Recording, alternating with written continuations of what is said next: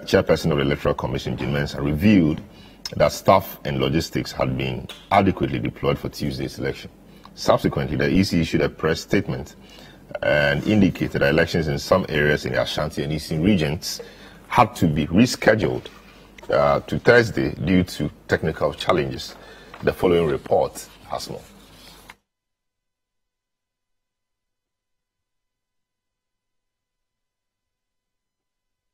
President Akufo-Addo has in recent times come under intense pressure to reshuffle his appointees, especially ministers of state. Now, the youth in Abofu electoral area near Achimota in Accra are demanding the declaration of results for the Justin, the District Assembly and Unit Committee elections, which were held on Tuesday, and they want that to happen within 24 hours.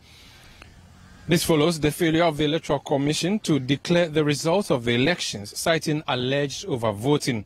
The youth want the EC to declare James Akogo as the winner of the polls, claiming the district-level election is one of the polls the Electoral Commission is by law mandated to conduct. The poll, held every 4 years, is to be conducted for representatives of the various electoral areas referred to as assembly members and unit committee members.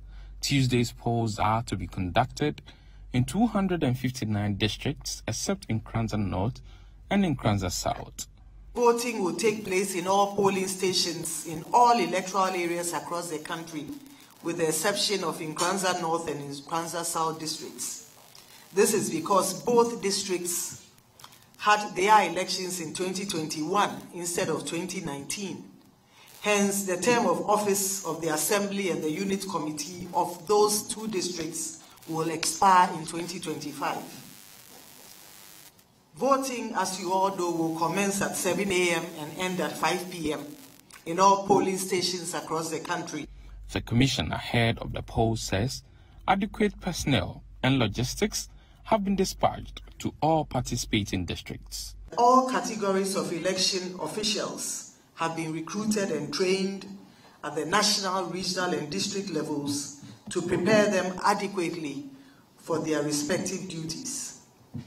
In all, some 116,701 election officials have been trained and equipped for the district-level elections.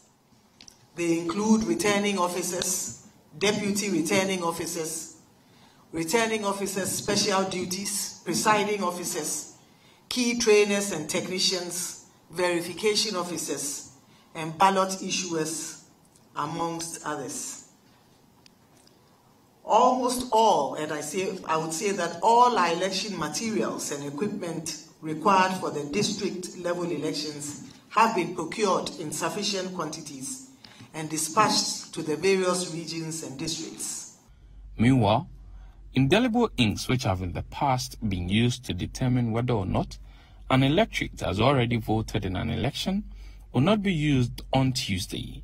The Commission has been providing justifications for this directive. The issue of indelible ink. The question is, when we were not doing biometric, we were basically using your face, your card, to look at you. We look at your face and we say, this picture looks like you. The biometric technology makes it difficult for a person who has been verified and cast their vote to come a second time. So there's no need for indelible ink. The Elections Management Body says it is committed to increasing participation in this year's polls as past elections have recorded low turnout. As a result, the chairperson of the Commission has made a passionate appeal to Ghanaians to actively participate in the electoral process. I know you talked about the low participation, which is unfortunate because, as you know, this is a complex election. You are printing close to 14,000 different ballots with different photos for each of the electoral areas. Close to 14,000. So it's a very complex election. And so it's something, that's why you see that we've taken the trouble to do extensive advertising. All right, so that was Jean Mensah prior to the election. Meanwhile, some youth at Abofu, the Abofu electoral area, have demanded the declaration of results for the elections. This follows the failure of the EC to declare the results of the election over alleged overvoting. There is more in the following report. Now, the youth in Abofu electoral area near Achimota in Accra are demanding the declaration of results for the Just and the District Assembly and Unit Committee elections, which were held on Tuesday, and they want that to happen within 24 hours. This follows the failure of the Electoral Commission to declare the results of the elections, citing alleged overvoting. The youth want the EC to declare James Akogo as the winner of the polls, claiming he led the vote count with over 130 votes. They warn that they will take the law into their own hands if the EC fails to heed their demands. It was then 230 votes I had from that particular polling center. When we recount, I had one. It became 231. In the process, they were preparing to declare. All of a sudden, I saw that the district officer had a call. After receiving the call, the district officer then came out to tell us she cannot declare, and that order from above says that she should hold on until further notice. We are by this means pleading and asking that by the close of today, we want Electoral Commission to declare the winner of this election in Abofu electoral area. All right, so some updates there for you from the just ended District Assembly elections. To help me do the discussion this morning, Dr. Richard Fiadomo, President of the Chamber of Local Governance, Haruna Mohammed, Deputy General Secretary of the MPP, Gilfred Asamoah, Research Analyst at the CODIO Secretariat, Edwin Nilante Vanderpoy, Member of Parliament for Odudududio, and then Franklin Kujo, President Imani Africa. Gentlemen, you are welcome to the program. I start off with you, Gilfred. You are with the CODIO, and CODIO, as you know, it has been consistent in its observations or the presidential parliamentary elections. And often you will make your observations known regarding a particular election. What has been CODIO's impression of the just ended District Assembly elections? Well, it's true. CODIO deployed 420 observers to monitor the electoral processes on the election day. And generally, the polls were peaceful across the country. The setup was encouraging. As at the time that the poll started, we had the EC officials at a point to set up. Not 100%, but it was very encouraging. I think one big challenge that came up, and consistently we've been experiencing that, has been the preparation of the Electoral Commission to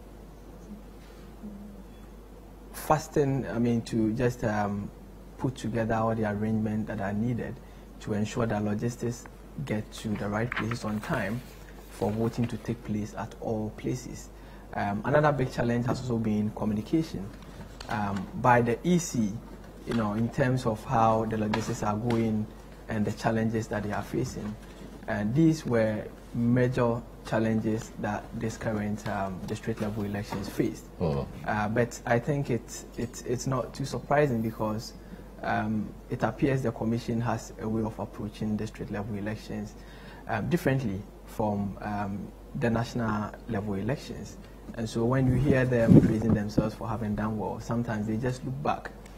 4 years ago, 8 years ago, how well did we do on the district level election, rather than, let's say, how well did we do on the national election just 3 years ago? And can we use the same preparation? Can we use the same method and approach to ensure that we deliver our job efficiently and effectively? All these things play into the interest that people have in the district level election. Look at people moving to polling stations across the country, only to get to know that either the elections are not taking place. They don't even get to know. You'll be there for hours before you get to know that, okay, the elections are not taking place. Sometimes mostly due to the communication gap from the Electoral Commission. Some has got to do with logistics, others has got to do with understanding of how EC goes about the polls. You know, the logistics issue has become major, but in most areas, when you have one person contesting for the district assembly election, and you have less than 5 people contesting for the unit committee elections, the Electoral Commission decided not to organize any polls because these people automatically qualify. But how many people knew about this? So people will march and go to the polling stations. They will be there and only to be told by, you know, people that, okay, the lists are not taking place. So these are major challenges that we face, even to add about the reforms and the changes that took place recently, where it didn't come with much more effective communication, you know, to ensure that people get to know what the Electoral Commission really sought out to do, what measures they had put in place to ensure that the confidence that people have established in the processes that have guided all elections for a very long period of time are being adhered to, and if there are changes, you should assure them, give them assurance for them to know that the new road that you are taking actually will lead us to the same place. But you don't just, you know, come out with just a press release or conference press statement. No education. People went in there expecting to see indelible inks, you know, displayed and being used. So it was much more a surprise to many people, including some of our observers.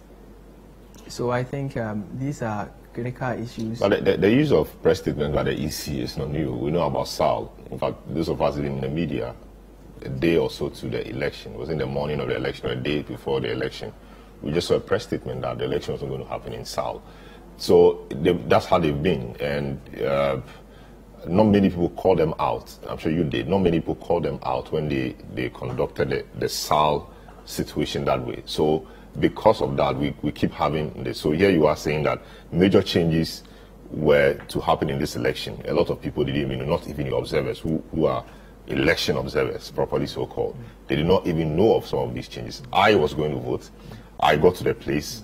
I voted. I thought they had omitted something. So I came back to tell them that, you know, you don't mark my finger with the indelible ink. And so that's why I was told that, no, they were not using it this time. So I asked, is it because this is not very contentious? And we both laughed and we left. So it was actually a policy or a reform of the EC, but that we didn't even hear about that often. What will you put all of that to? The fact that things didn't go well in terms of communication, etc. What will you blame that on? Well, I think maybe the direction that the Electoral Commission is going this time around, thinking that some things are more administrative, so they think they can take unanimous decision on some of these things. Established protocols that all of us have been using over the years, decades. We have accepted it. It is part of our electoral processes. So, and people have had confidence in what you are doing. It is integral to the integrity of the process. So if you think that some things are only for administrative purposes, and by your consideration, you can vary it as and how you want it without enough consultation, without enough discussion. I mean, the commission went into this election thinking that the biometric verification device, in fact, I don't know what they were thinking, that the machines were going to be 100%. I don't know the thinking that went into it. And if they had opened up for discussion, then people would have been able to critique.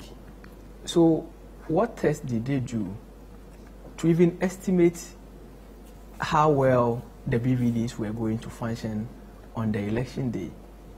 To say that, well, when we expect, let's say, 80% functionality, we are good to go because 20% manual verification is okay. If you didn't do anything like that, and what stage did they have to test all the machines that they have? We did limited, you know, voter registration, but in a different way than what we used to do in the past. Where did they test all the machines to even ensure that they were functioning well, and to do the estimate that we have this estimate and we think that per this estimate it is good.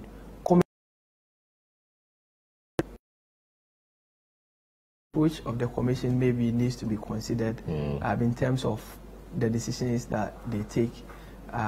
They have to see these as things that they need consensus. For all the reforms that we have in this country, we have always discussed them. There have been platforms for people to discuss, to critique, and to build consensus around these reforms. And I don't think it is time to change what has really worked for us as a country. We should stick to what really works to ensure what is wrong with people accepting that, okay, we have been doing these things over the years, we don't think it is necessary. And you convincing people that based on ABCD, I am strongly convinced that we don't need to do that. You don't, do these things as surprises on people. In any major election, it would have been chaos. So I think, and it is also not good enough for the commission to say that I want to test some of these on district level elections, where people are already not interested, and you are muddying it for them. I don't think that is also too good enough, and I think the commission must consider some of these issues seriously. I see. So that's Godfred's view. Godfred is with the research analyst with the CODIO Secretariat. Haruna, you are a politician, properly so called, and politicians, like many people, are interested in elections. Observing, you were not actively underlined, because I know there was some involvement, but you were not actively, by law, involved in this particular election. So watching from the sidelines or watching from afar, what did you take away from this election? What impressions did you get? Thank you very much, Selo. First, I say good morning to my colleague panelists from CODIO and the other panelists on the other platform. And I seize this opportunity to say a Merry Christmas to the entire Citi TV, Citi FM. And I think that the year has been good for us. We have worked together, and we continue to work together in the ensuing years. Yes, as a political party, we are biggest stakeholder when it comes to every election in Ghana, because in the victory of Nana Addo Dankwa, there was some proposals to table before Parliament for us to get MMDCs elected because of the elections of Assembly members. And we have raised several issues and concerns as to how we'll be able to build this our democracy that will ensure that there is some level or appreciable level of inclusiveness. We have monitored this particular process, and I think that I must be very frank to say that what is coming out now, being in terms of preparations and what happened in the district assembly elections, is something that is very unacceptable.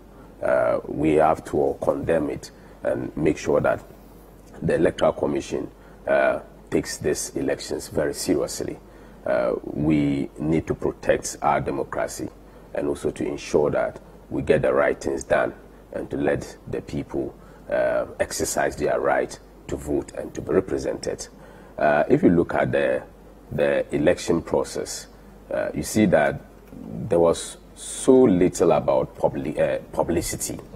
Publicity was so much lacking, and even though we have had that line of turnout for elections, if you look at 1989, we had our 59.3%. If you also look at 1994, we have 29.3%. 1998, we have 41.6%. In 2000, we have 33.1%. 2006, 39.3%. Look at 2010, we have 35%. 2015, 30%. 2019 was 33%.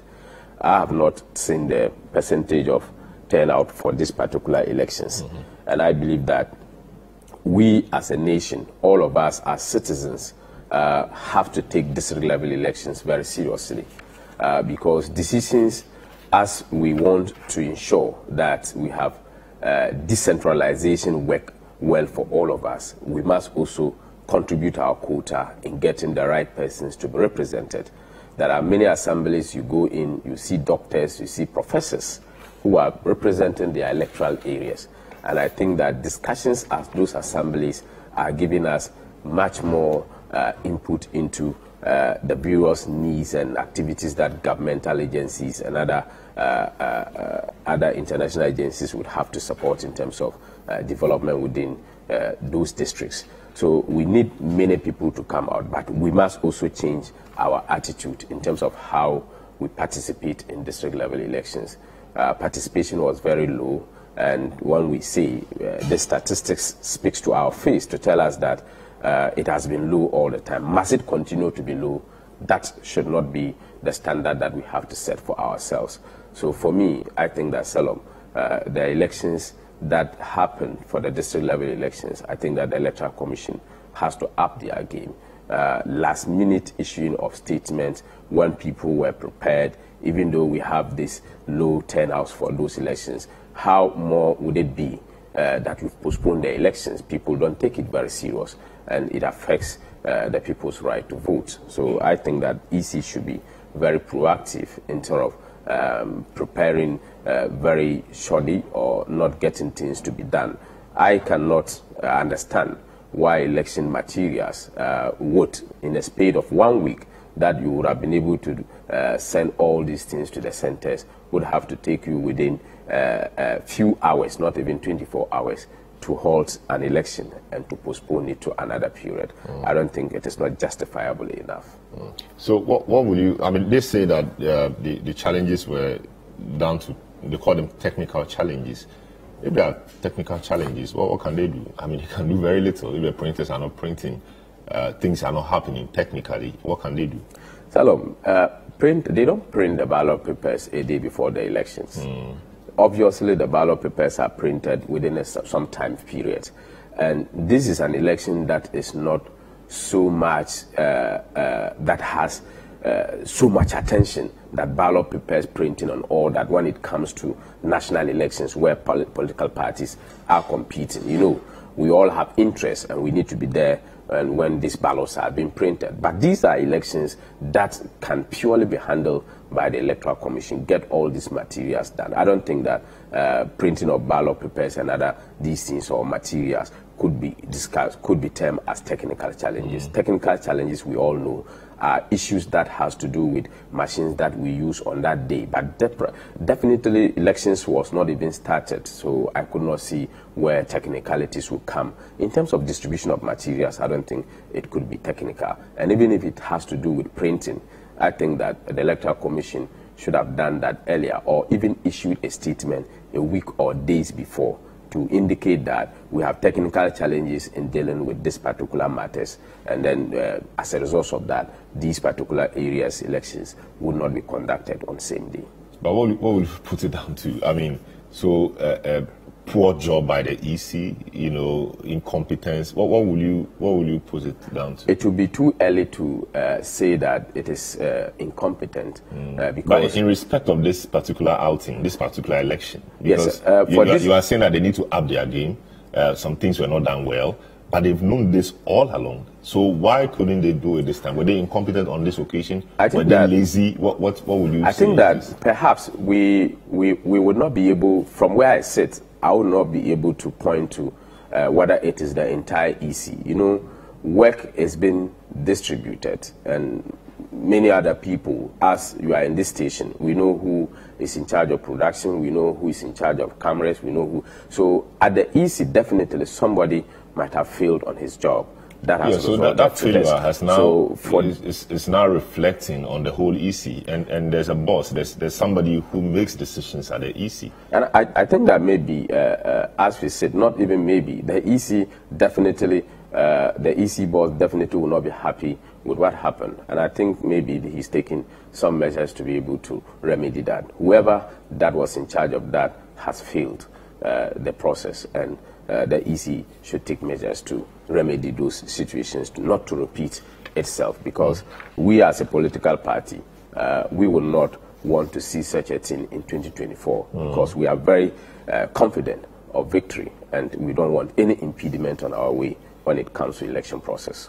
I see, great. So that was Haruna. Doc, Richard Fiadomo, President of the Chamber for Local Governance.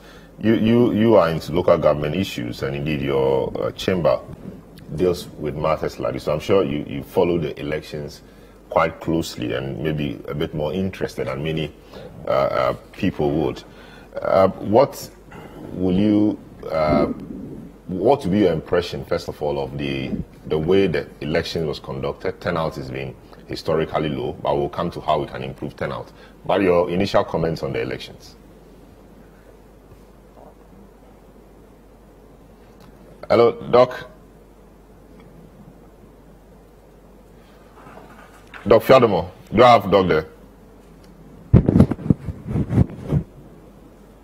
Okay, so I'm sure we'll try and get Doc quickly. So, I mean, in no time. Oh, can you hear me now, Doc? Yeah, I can hear you. Yes. So I put a question. You have been observing elections. Your chamber actually deals with local, governance issues. So I'm sure you followed it quite closely. What would be your initial comment? What's your impression of the elections generally? Yeah, thank you very much. I think generally the elections were peaceful, apart from the few incidents that were recorded. But you realize that the Electoral Commission as an entity had not taken this election that serious.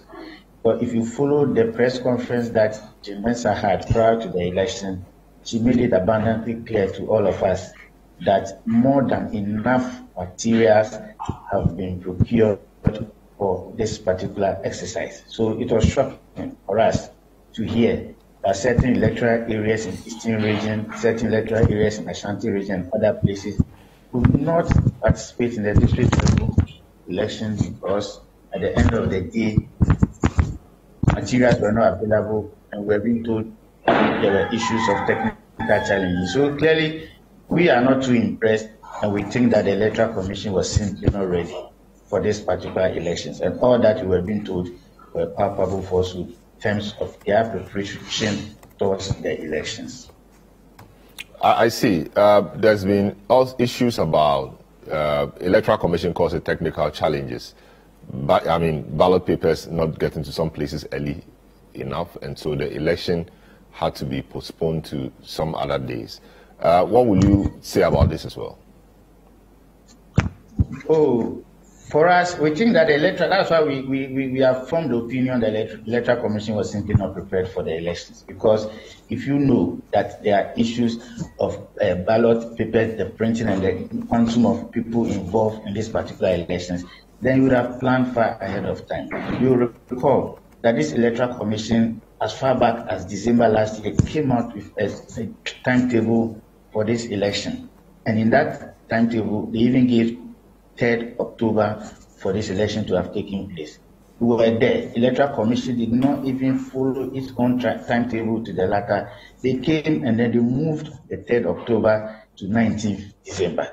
So what informed the movement from 3rd October to 19th December? It means that certain things that had to be done, the Electoral Commission realized they couldn't have done it. And that is why they shifted it to 19th December. So if we come to 19th December and they now come and still tell us that there are technical challenges, we cannot accept those kind of things because it's not our issues of budgeting, but if there are technical issues, then the Electoral Commission at a point slept on the job and allow what happened to happen. And that is why those excuses should not be tolerated under any circumstance. I see. Let me speak to Franklin.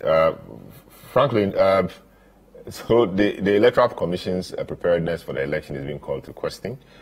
Is it a case that you also think that the Electoral Commission was not adequately prepared for this election? Maybe not anybody's for their own fault because they had the whole time to prepare for this. What will you blame that on?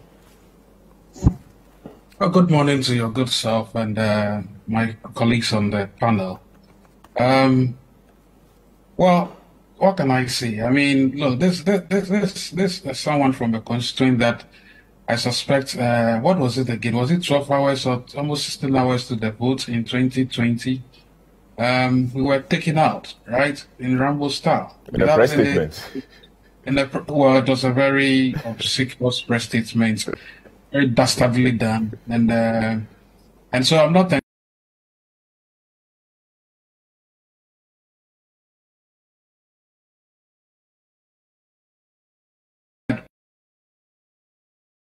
time Did you know that you didn't have all your materials? It sends really serious alarm bells that we need to really deal with. So for me, I've never really been, since they did that dastardly act, which unfortunately the president himself has never said a word of. I'm talking about the Sahel areas that were haphazardly and cut off from the rest of the country up to now. I've never really forgiven them. And so it's not that I'm looking for any fault. I know that they are by nature fault-driven, because I'm not entirely surprised. I think we should be worried that getting to the main elections, we don't have these kinds of things any longer. I was going to ask exactly how they procure these services of these persons they claim they don't even deliver the ballot papers. And then the usual arrogant manner, one of them was saying that, the elections will be held anyway, without any serious apology. So I don't know, we've left them to their own devices, and they seem to be toying with the democracy of this country. You remember about 7 or so people were maimed and killed during the last elections. I was expecting the EC to be on that case. People tell me, well, they are not the ones responsible for that, but they are also responsible for the security of the elections, right? So for me, I wasn't entirely surprised. That's the point I'm making, really. So whatever it is, they need to clean their act quickly and get things done properly. If you can't do these basic checks even before a major election, then you should have even warned everybody ahead. I'm sure they even knew. They are so disorganized that they probably knew and went ahead and to have the elections only for people to go and meet the trouble. So that instead of telling people ahead that, look, recording stopped. When you are coming, please, there are certain areas that ballot papers have been arrived. They knew, I know the ND of this EC people very well. They knew very well that the ballots were not there, but they just went ahead and allowed people to find their own devices. So I have no joy for them at all, seriously. I see. So, almost everybody on the program is complaining about the lack of preparedness of the... No, imagine this had happened in Accra or in the Volta areas, for instance. You know what the chaos this would have ensured, right? You can imagine. Even the areas that it happened, people complain, right? So they should be careful going into the future. Because their last election is actually coming in 2024. That will be the last of them. So they should make sure they leave a good legacy. How do you mean by this will be the last of them? The EC, Jim Mensah will be there till she's 70, and a lot of her deputies will also be there, I think, till they are 60 or something. So why do you say this will be? Actually, the last for this particular batch of our democracy. This president will be leaving office anyway.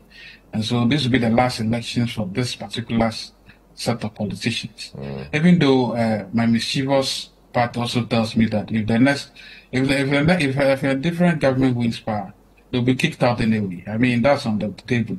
The EC people will be kicked out. I'll support it entirely. In fact, I'll support that entirely. If the next administration, even if it's an NPP administration, I think I'll start processes to dislodge them from office. On the basis of what? On the basis of the way they treated SAR. Come on, my good brother. We still don't have a representation, right? We still don't have, and we are still slugging it out in the courts. Just 2 days ago, we were in court in Hull, making sure that the wrong that were perpetuated by the EC is changed, right? The ruling here will be January 9th as we speak. So we are still slugging it out. Wasted our time, wasted our money, wasted everybody's time. Why would I be happy that these people will be in office forever? Never. I see, but of course, the SAL issue is such a big matter, and I don't want to even attempt going into it. But will you bring it down to the EC, or it's a general problem? Because there are constitutional constraints the EC may be having, and a whole lot of things. Because of the reorganization of the regions, that actually brought about some constitutional difficulties the EC couldn't have dealt with on its own.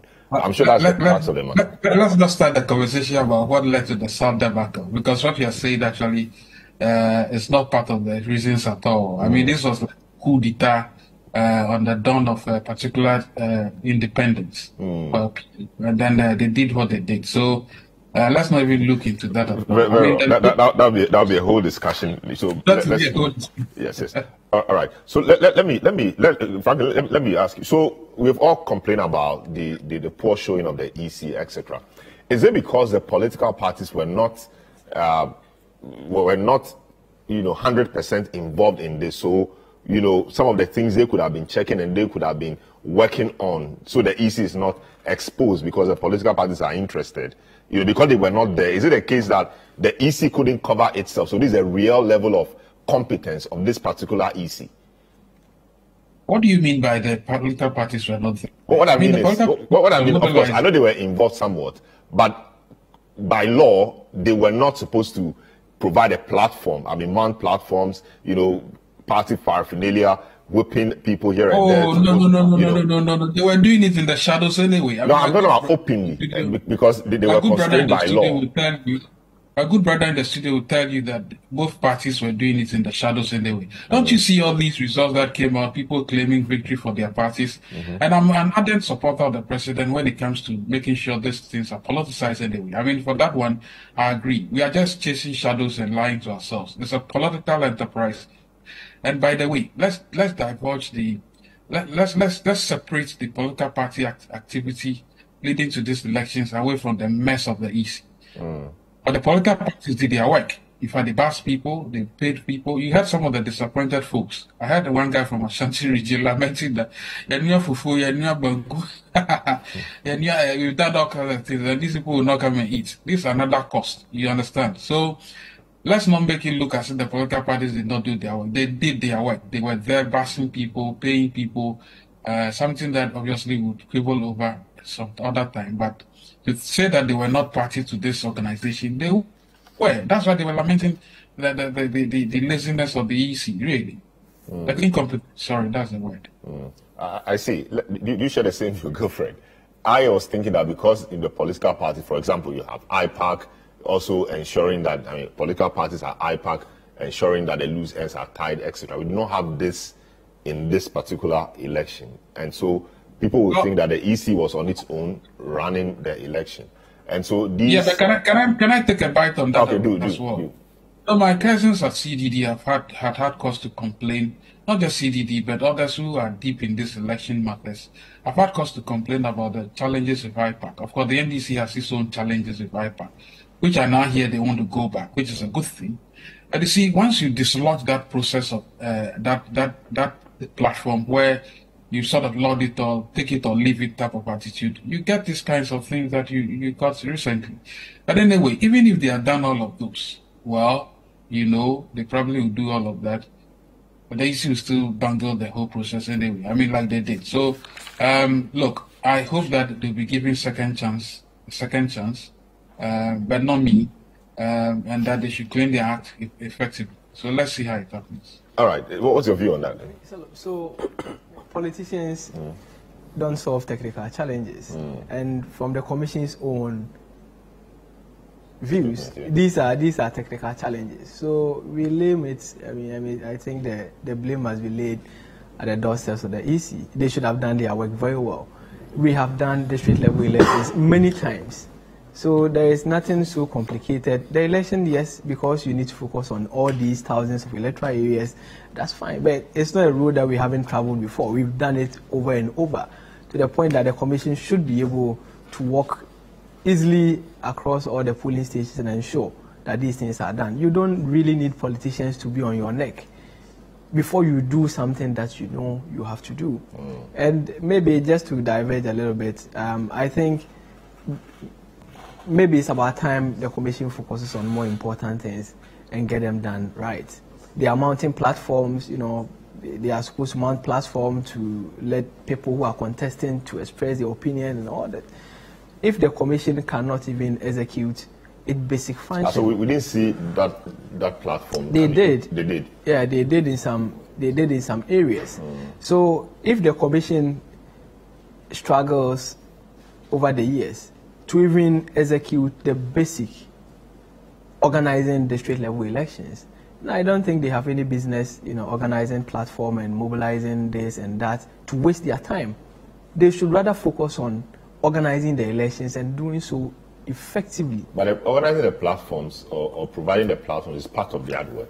And I'm saying the primary duty of organizing elections effectively should probably be, the focus of the EC. As for platforms, NCC and many other people who have been in the sector of mobilizing people, mobilizing community, are better positioned to do that. And nobody is better positioned to organize election than the Electoral Commission. So I think it's about time we really need to, tell the Commission to focus on what is most important. Yeah, I see. Do you think the absence, the lawful absence of the political parties, I'm saying so I don't get into trouble with Franklin, from the election, had anything to do with the poor showing of the EC? For me, I think that when elections are being conducted or an activity is being conducted and there are so many minds that comes together, it fosters much efficiency than when there is very small group of people doing it. For me, I think if the parties were involved, there would have been much more efficiency in the conduct of the EC, because there would have been people who would be vigilant of what happened, what is the input and what is the output, and this would have measured the EC against what happened within a few hours to the elections. I agree that if the parties were there, I think that some of these things would have reduced, because we would have called for certain results or some activities to be confirmed and reconfirmed before elections are being conducted. But Salom, this Electoral Commission that we are talking about, this is an event that they have just done where we are pointing some holes to some of the activities that has happened. Let's not forget that it is the same Electoral Commission that organized a very successful elections over the period. And 2020, where about 8 people died, and like Franklin said, we've not heard anything from the EC. We have said so here. We have organized elections. That is not the first time people die, and it's not a justifiable reason to say that people should die in elections. The same EC excluded South from the elections. And definitely the EC was not the organization or institution holding the gun to kill the people. So let's talk about the work of the EC. This is the EC that has organized an election without any international support. The first time there was no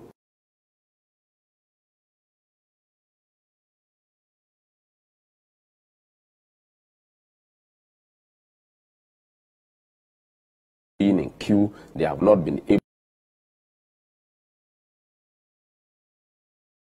in the 2020. Even in this very difficult district assembly elections, people have gone through the process and they have voted successfully, irrespective of us hearing that the biometric machine is that. And I can't even mention that in your news coverage that you have mentioned biometric machine more than 3 times, because this is an issue that has been resolved by the EC. I think that there is no any human institution that can organize something and people would not find loopholes in it. They have failed on this one, and we are pointing to it. That does not generalize the performance of the Electoral Commission over the period, which we must be able to commend them on their activities, but they have to correct what has happened. It is very unfortunate that elections has to be called off within less than 24 hours to elections. That one I feel is very unacceptable. I see. This is a big issue. We are live on 97.3 Citi FM. We're looking at the just ended district level elections. My guests around the table are saying that the EC did a poor job postponing the election. They were not prepared, etc. My guest helping me do the discussion are Gilfred Asamoah, research analyst at the CODEO Secretariat, Dr. Richard Fiadomo, President of the Chamber for Local Governance, Franklin Kujo, President Imani Africa, and Haruna Mohammed, Deputy General Secretary of the MPP, you just heard. Edwin Nilanti Vanderpoy, MP for Dododio, is my other guest who joins us pretty shortly.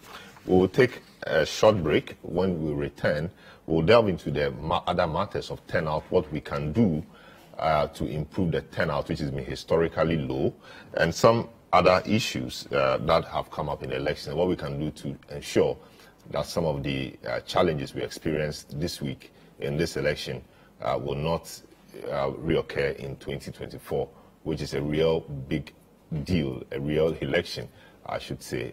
Don't go away. This is the big issue.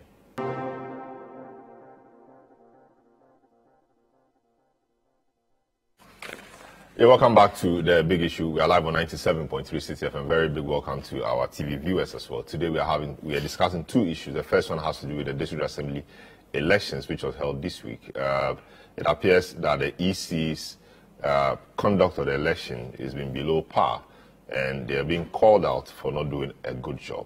The elections in some areas in the Ashanti and Eastern regions have had to be postponed because of what the EC called technical challenges in a last-minute statement it released.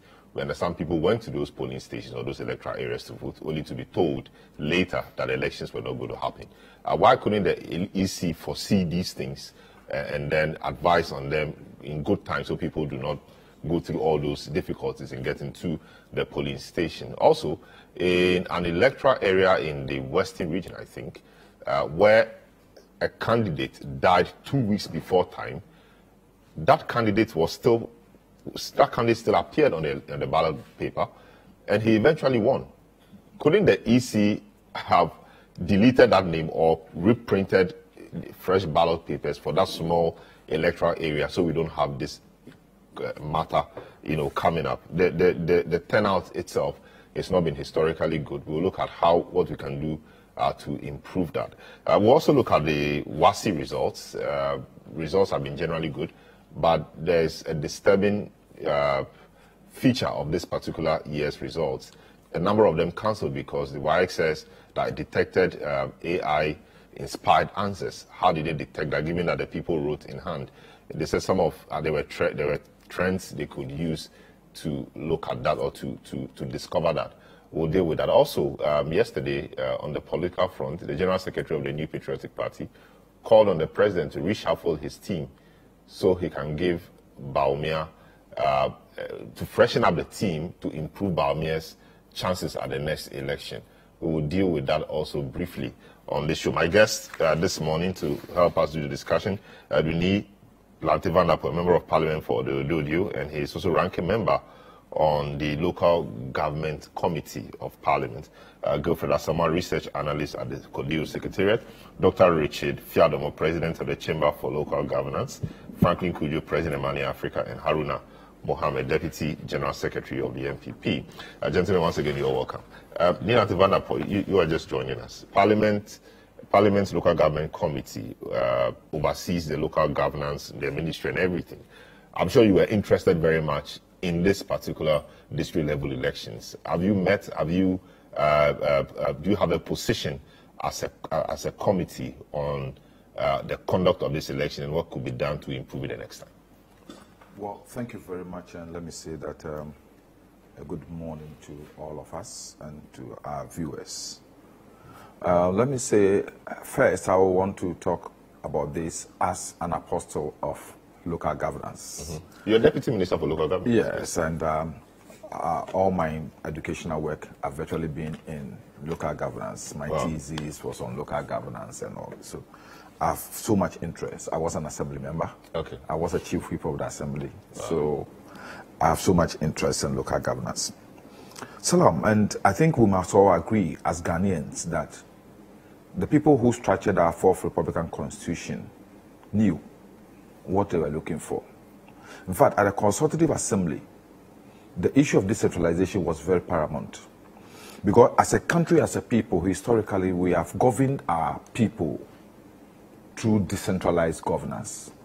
So in our communities and our localities, the chiefs transmit governance through their sub-chiefs, family heads, clan heads, and others. So when you go, for example, to the Gan state, apart from the Gan Manche, we have various clan chiefs. We have the Otublo Manche, Asene Manche, Gbese Manche, Sepe Manche, all those people. And what they do is transmit the will and the wishes and the desire of their people to the main traditional castle, the Gan Manche's palace. It was what we were doing until the whites came in. But when they came, they saw something good in our system of governance. And I said, they emphasized on that through their indirect rule system. So they governed the colonial Gold Coast through our chiefs. Unlike the French system, where the assimilation system, they did the direct rule with making sure they themselves govern the people. With us, it was indirect. So the chiefs were the link between the people and the colonial masters. That's why the chiefs were the ones who led the insurrection against the colonialists, Nicobra Bonde and the rest.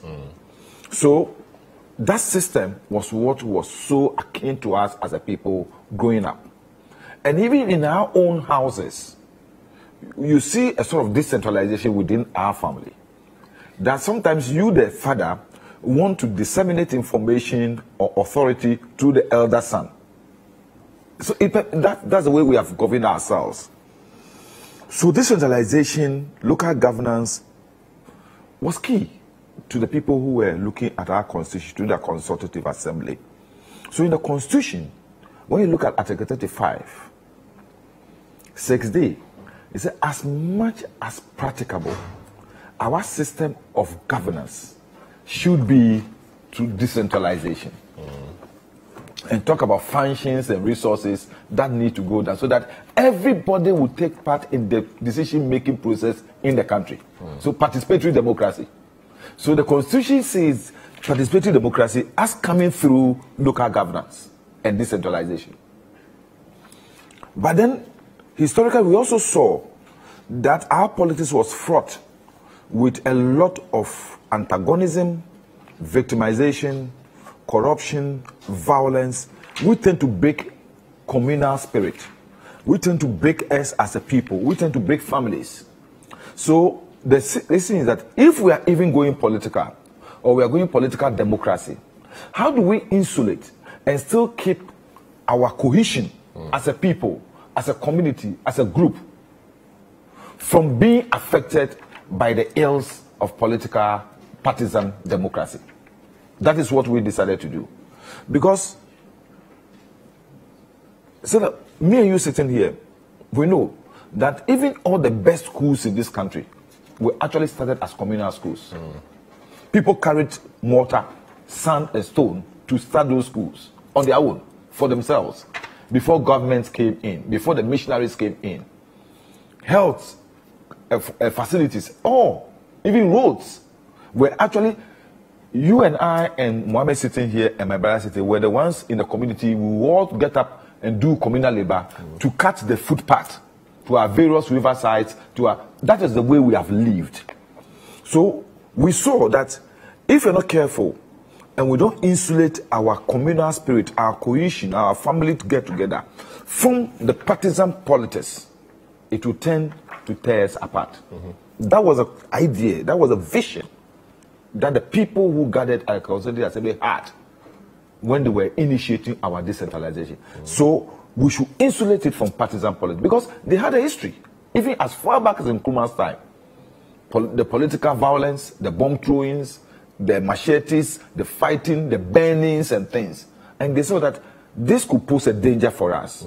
But in order to keep our national unity, cohesion, outside politics, we must have an apolitical local governance. So that at the local place, he will forget about his political party, I will forget about political, so that we can all galvanize together to build our communities. And I think it has served us well. Having been a member of the assembly and a member of parliament today, I have people, assembly members within my community, who, as the political parties are calling them, are affiliated members of political parties. But I work with them without any hindrance. They work with me without any hindrance. But would that have been different? So now it appears we are getting ahead of ourselves. Would that have been different if it was partisan? Yes. And so in some areas, Yes. they are MPP Yes. assembly members. Yes. And they will have to work with you. Yes. Will you say that because they're MPP assembly members, you will not channel resources or you will not channel attention to their electoral areas? Our politics as have been so divisive and so discriminatory that Mohammed sitting here, let's move out here, and people see me and Mohammed sitting somewhere and eating. They start, his whole party will start doubting his allegiance, his loyalty. The same to me. So even people who were your friends, even before the advent of, I had mates, 19.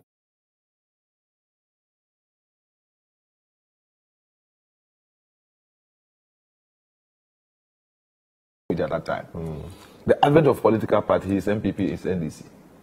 The way we used to live, we used to do things together in university.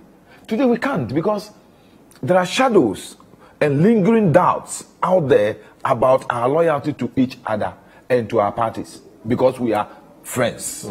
So our politics, our partisan politics have become so divisive and so strong that even at that level, let me tell you, some of my party supporters were not happy that during the COVID time, I was giving the relief items given to me as a member of parliament, from parliament and from the district assembly's common fund, to all the assembly members, and giving to the MPP affiliated assembly member.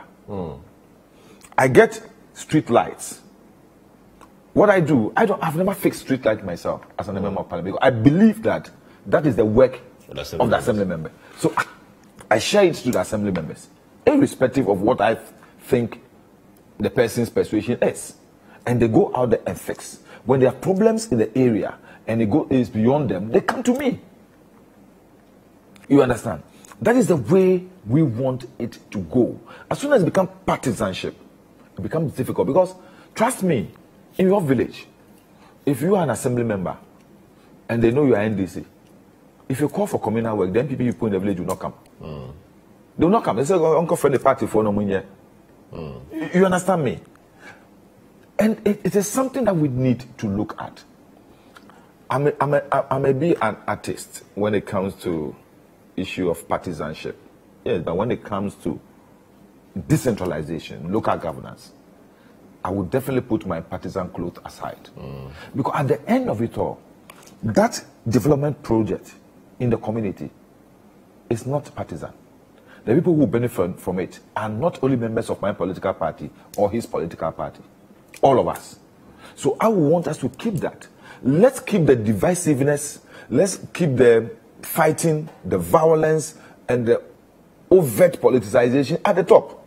But at the local level, so that we can keep our communal spirit, that our chiefs will feel free to liaise with us, to work with us, our community leaders, our fathers will feel free to come to us without being seen as being partisan. Because today, even when the chief goes to the president, that chief is seen as being political.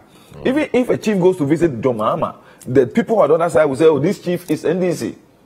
That cannot continue even at that level.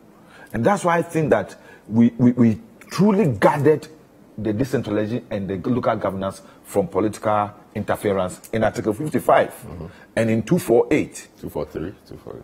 Yeah. We didn't want to have the political parties to have anything to do with it. I heard you talk, and Franklin was saying that, no. You know something? I'm so happy about the constitutional provision. That even if we want to interfere. Okay, so 248. Even when we want to interfere, I mean, Mohammed and I want to interfere, we know there is a restraint. There's a constitutional provision that restrains us. So even when our affiliates want to put up their posters, they are careful not to give a direct, let me say, symbolization to the political party. Of 248. Yes. So there's a restraint there. What we need is how to discipline people who breach this provision. So I have been telling people that the fact that we are disciplined, the fact that we are not respecting our own constitution and laws, doesn't mean that the system we are doing needs to be vandalized. The system is good for us. What are the things we are doing that is not making that system work with the intent for which it was established? We cannot do the wrong thing for the right reason. We must be able to say that what is right for us to do, are we doing what is right? If we're not doing what is right, how do we do what is right?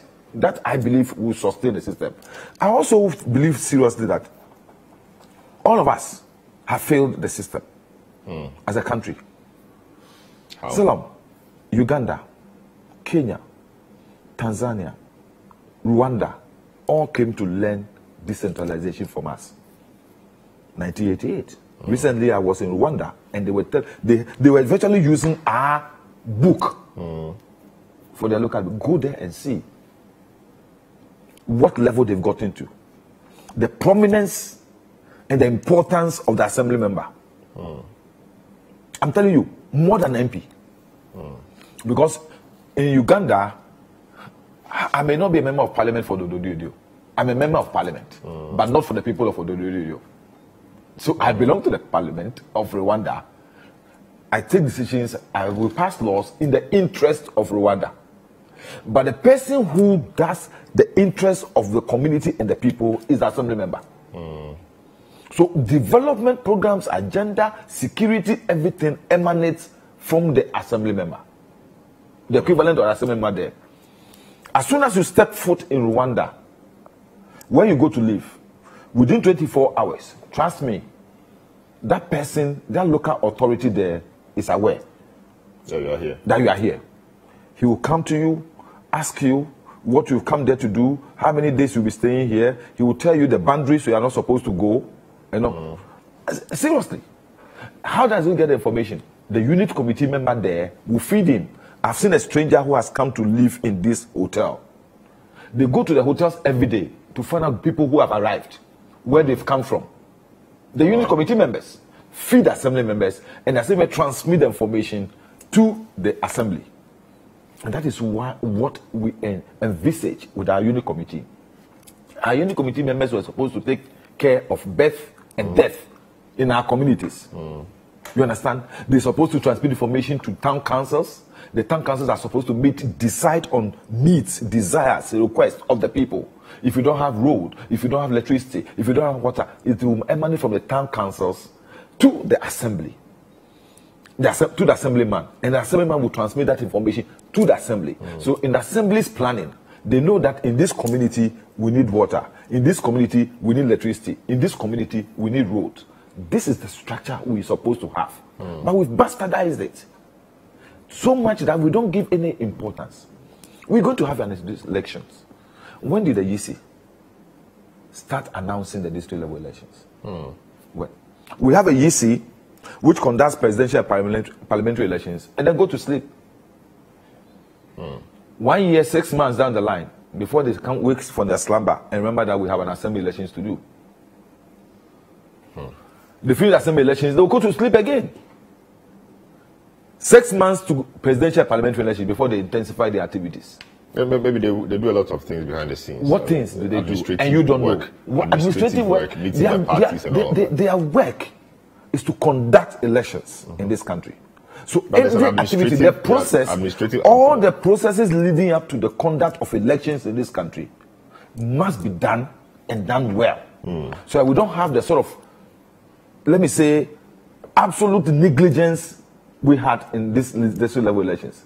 There's absolutely no reason why they... Look, for example, a EC that has come to parliament with a constitutional instrument to run elections could breach its own constitutional instrument unilaterally without recourse to parliament. Which part of it? The use of indelible ink. It's there. Black and white. And you think that you can vary that regulation without recourse to parliament? It means that the EC is not doing its work. The EC was sleeping. Because if they were meeting and discussing these issues, they will have known that this is the decision we want to take. Is it protected by law? How do we take that shelter so that we can waive that particular? Do we have to go back to parliament? The EC did not sit down to prepare for these elections. This election should have happened. Look, do you know it is only this EC that has changed the two-level elections twice? The date. The previous one was changed. 2019, it was supposed, in fact, the district level election should have happened in July. But it ended up in September. This particular one should have happened in September. We went to October and to December. And still the EC could not get things right. I see. We'll get into a lot. Let me also add this. As a state, we've also failed the system. Because I contested in the 1994 assembly elections. Information Services Department were so aggressive with the sustained media education, the education of the public on assembly elections. The NCC ran a lot of programs, even for us contestants. Market women, trotro drivers, serious. As a state, what time did we even recognize we were going to have district level elections? What role did the NCC play? Where is the Information Services Department? There were a few adverts on there, some adverts on TV. Few. Radio. I'm happy you used the adjective few. Few. How many did you have at Citi?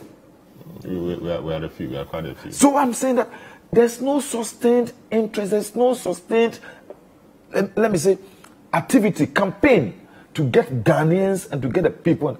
I believe seriously that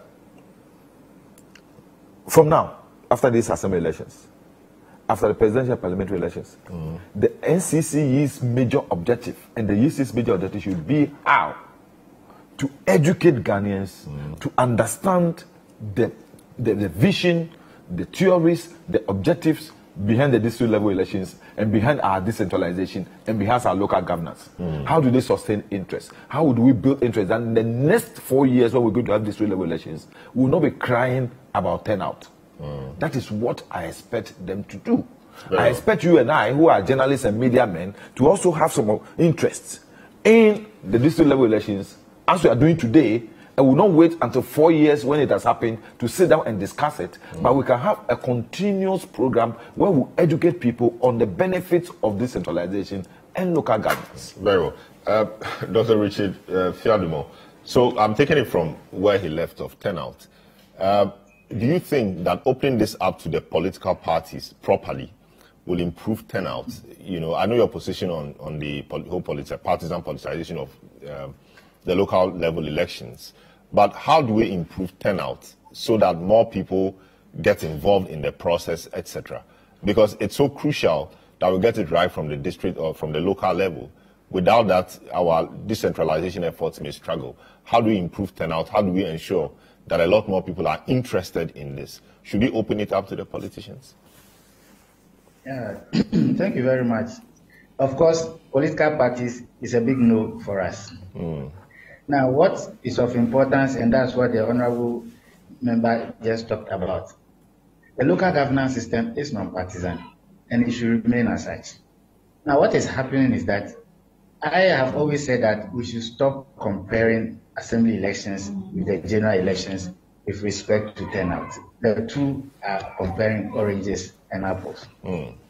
Now, the assembly elections is a local-based interest elections. The general election or the partisan election is a national-based interest. So when I'm in Tamale South, I can vote for my preferred presidential candidate, and that candidate will win the elections. When I come back to Tema, I can still vote. But when it comes to a local government election, if I'm not within the electoral area, I cannot vote for any particular person. And what also happens is that the electoral area needs of a particular area is different from the other area. So what happens in a particular electoral area has no bearing on the other electoral area. Now we have taken the argument away and we are talking about partisan politics, and the district assemblies are rather left out. And if we want to have a high voter turnout or low voter turnout, it will come from how the district assemblies are functioning. Who do we pay property rate taxes to? Who do we pay business operating permits to? Who do we pay market tolls and lorry park tolls to? It is to the district assemblies. So if there should be a development, the development must come from the district assembly. So because it's a local-based elections, if I see the impact that the assembly is having on me, I will be able to go and vote. We don't vote for the assembly members for the sake of it, because assembly members are people who are not paid. We are happy to hear John Dramani Mahama say that when he comes, he wants to pay assembly members some consolidated allowance. It's good news, and we pray that it happens. But we also come as to say that, how do we get assemblies to become resilient? This government, when they came to power, they have capped the common fund. The common fund is meant for development at the local area. Now you cap it. And assemblies are not even getting the common fund the way they should get it. It's in more than 3-4 quarters.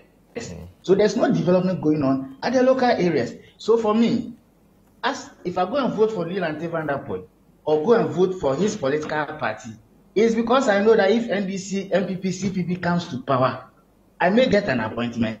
I may get, how do you call it, a contract. I may get a scholarship or another thing. So there's an interest for me to go and vote for my last parent. When it comes to a district assembly election, you don't get any value for voting for an assembly member. What you get is a communal value and not a personal value. So if you are not able to engender that communal value from the district assemblies, I dare say that the voter turnout will continue to go down until we get to zero. So let's put the fight at the doorsteps of the district assemblies and stop talking about MPP and NDC. Are you now telling us, is it not political, the EC that registers political parties? How are we being told that if the political parties are not involved in activities of the EC cannot perform its function? I cannot take that argument. So for me, I think that it is the local elections. Let's ensure that the local level. We are all in this country. Every year, the Auditor General comes out, and we see the kind of rot and corruption that are going on in the district assemblies. So why do you expect me to go and be voting for people to go into an institution where we are not getting value?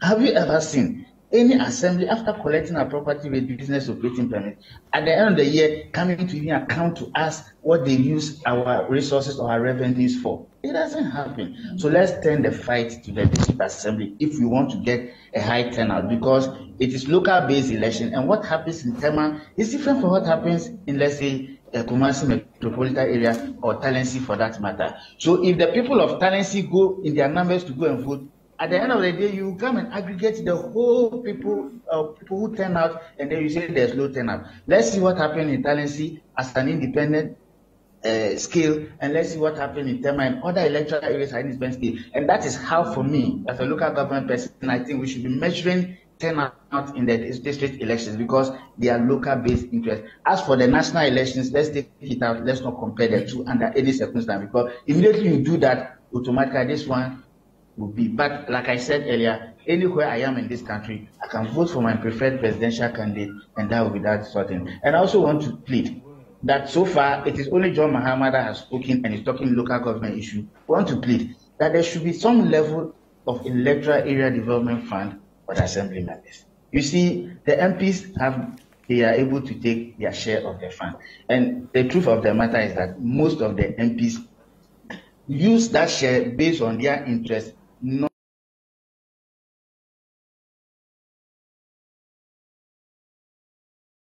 their common fund share in those areas. But there should be some level of equity, so that if you have 14 electoral areas as an MP, if you get your share, because the assembly members do not get, you have to share it in an equitable manner, so that you also don't use it to have a political advantage. And once you do that, clearly you will see that the common fund for the MP becomes lopsided, and certain electoral areas do not get, because the MP knows that in these areas, voter or people who vote for me are very low. So naturally, they also use the fund to play some politics instead of using it for food development in the area. So let's forget about issues of partisanship when it comes to local government elections. Let's get the assemblies to be accountable. Let's get the assemblies to become socially accountable to the people, and I can assure you the people come and vote. If you disaggregate it, and you even see that in the rural areas, you see that in the rural areas, a lot of people go to vote in the district assembly election. But when it comes to the urban and the peri-urban areas, they do not mind. I have been an assembly member for Sakumono before. I know Sakumono is made up of a lot of estates. There was this Buena Vista Homes. One time, as an assembly member, I decided to go and see what is happening there. The security did not allow me to enter, even though they knew that I was an assembly member. Why? Because they did not need any service or favor from the assembly, because the assembly does nothing for them. So they don't see why an assembly member should even enter the Buena Vista Homes. And that is what it is. So clearly, let's make sure the assemblies perform their functions as enshrined in Article 20 of Ghana's Constitution, and to make sure that once they are accountable to the people will participate. Because when we are voting for assembly members, we are voting for them. Those of us in Tema are in Tema West. So when we were voting for people to represent Tema West, and not Tema Metro, and not Nungua or Krowa Municipal Assembly. So the interest is local. Let's whip up the local interest, and people will come out to vote, and let's jettison this issue of comparing it with the national elections. Very well. I mean, good point there. The question is, how then do we whip up that interest? You talk about making the people account to the locals, etc. But you answered that. But just to point out that in the Supreme Court case of Podo versus Attorney General, the capping of, or there was an uncapping of the District Assembly's Common Fund. The Supreme Court declared it unconstitutional. I mean, so just to point that out. So how do you whip up that interest? Is it because the issue about the politicization or partisan politicization of it is because political parties have the convening power. So once they move, and they are well structured, NDC, MPP, polling station, branch levels, they have executives everywhere. And they have a way of reaching their people. So when they tell the people, this is our position, that becomes the position of everybody in that branch or in that polling station. This is the person we want to vote for. Let's help him win, or let's all go out and vote. That happens. But because that element is not there, it is difficult to get people out to vote. No matter what you do, people don't really even see the role of the assembly member in urban areas. In the rural areas, here, it may be the case. But in the urban areas, where people have access to the MPs and higher people, they do not even see the role of the local assembly member that will make them go out to vote for them. That is a difficulty. That is where the issue is. So how do you go about that interest? Thank you very much. I have always said that people do things based on interest. Now, the unit committee member you expect me to go and queue for on a partisan basis, is he or she paid for the job that he or she does? The answer is no. The assembly member that you want me to go and vote for because he belongs to the NDC, CPP, or NPP, is he paid for the job that he does? The answer is no. These are people who just take allowances for sitting. And we are just saying that if you want the system to become robust to engender interest with people to want to vote, then the institution that we are electing the people to, those institutions must be, as it were, supported to develop. When I spoke about the capping, I brought it because we want to see that we have a situation whereby a government comes in place and wants to collapse the local governance system.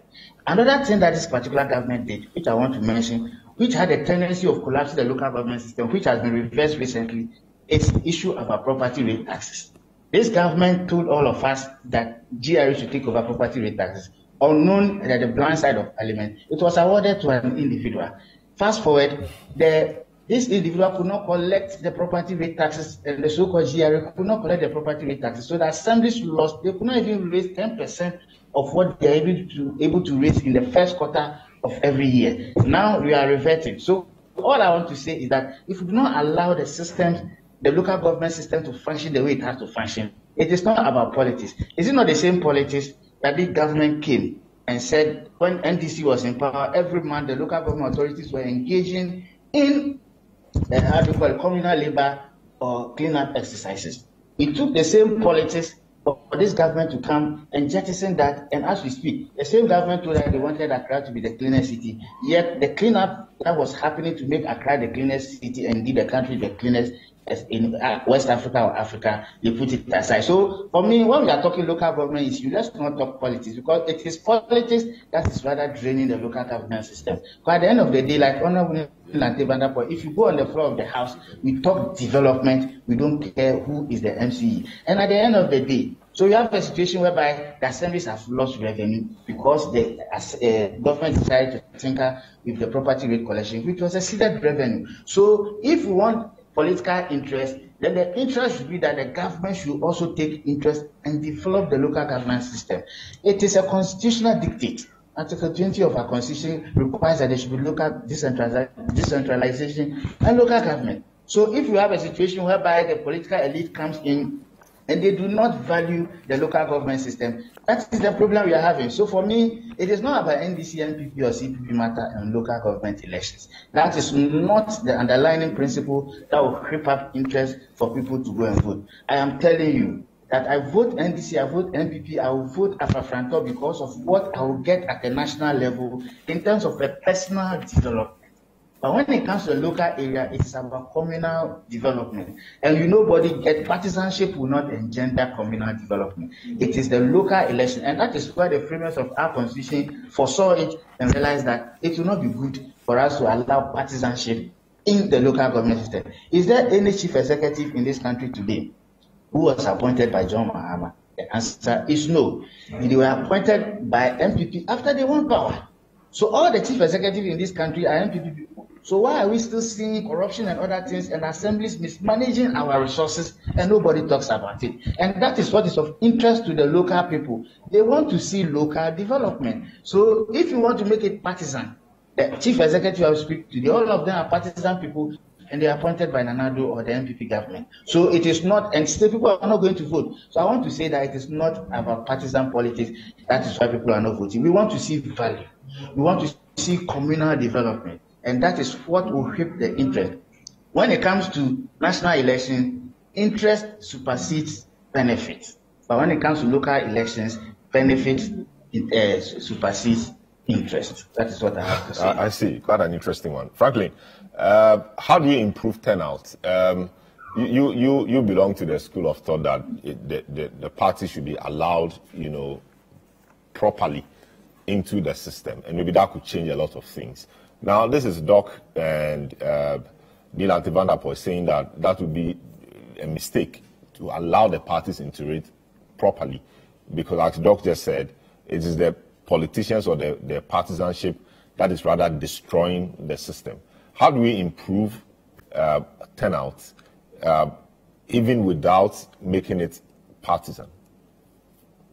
Well, thank you very much. But before I get to the answer the question, let me just say just two things. One, this whole conversation about technical reasons for the lapses the EC had cannot be true. You see, if they are saying that maybe someone's name was misspelled or something on the ballot, maybe yes. You can't tell me that 12 hours, 6 hours to the elections, you didn't know that you didn't have all the accoutrements. These are not technical issues. These are just blatant disregard for processes. You should have been ready 2 weeks earlier so that you don't have that debacle we had in South. Second point, I think, it wasn't Neil Ante, my good friend in the studio, the NPP gentleman, Haruna, was the one who made a very important point about making sure that the EC brings people together, all the parties that are germane to this enterprise called elections, so that they can point out these things in the way. The EC has been very headstrong on that. If they had internalized some of these issues, I don't know why they would then wake up and tell us recently that for the main 2024 polls, they will close polls at 3 p.m. What kind of science went into that type of decision? They said in 2020 by 3 p.m. or by 1 p.m., yes, almost all the polling stations had finished voting. So that's based on data, is it not? Well, if you are going to go into an election, and this district level elections is an example of some of the processes that were bungled, do you think that 3 p.m. should apply to every polling station? Would you want to do something like that? When, assuming that an act of God even occurred, something really technical occurred, seriously, that affected the what's it called, the ballot papers and all of that. Why would you wake up and say that 3 p.m. polls should close? I don't think there's any sign. They've not told you. You are now assuming that they said, oh, by 1 p.m. No, I think I read that. I think that was said that by 1 p.m. many of the polling stations. Yeah, but well, then I'm saying it's not factual, but that's what the EC has said. That's the point. It's not even factual, at least. Anyway, look, keeping up interest in district level elections. First of all, I have a question. What makes this the status quo non-partisan? I mean, because if I put myself up as someone to be voted for, I do have a sectarian interest, because I want to probably make sure there's development in my area. I don't know what makes it so difficult for us to accept the fact that making it partisan, really, is probably almost the same as what it is currently. I mean, is it because making it partisan, people would have so much interest, maybe there'll be so much money? Who says that as it is right now, there's no money going around? I see some of the symbols people put up, and Neil Ante did say that when you put up a symbol and it's probably representing a particular party, you'll be punished. But some of those symbols are just copycat. Is that they remove just a part of the insignia of certain parties? But you see stylishly and creatively how the colors of these persons really are. They are telling you where they vote. I've received lots of results, and the results come in MPP this, MDC this. They mentioned all these areas. But the combination is interesting. Let's just look. I think the best way to keep up interest is actually to make it partisan. I mean, that is the way I see it. If we are saying that if you make it partisan, then you invite all the ills of the major election, as in the main elections, into the local elections. Well, but that can be dealt with anyway. I don't see, I struggle to understand this right now actually delivers any form of development. I don't think that, I mean, if the argument is that good people will not venture into politics because maybe the interests there are not necessarily self, but rather for development, I'm struggling to see how it is really, because in most jurisdictions that I know of, these things are partisan anyway, and it's not killed the local government system at all. So maybe we should reconsider the point. So I think keeping up interest is one.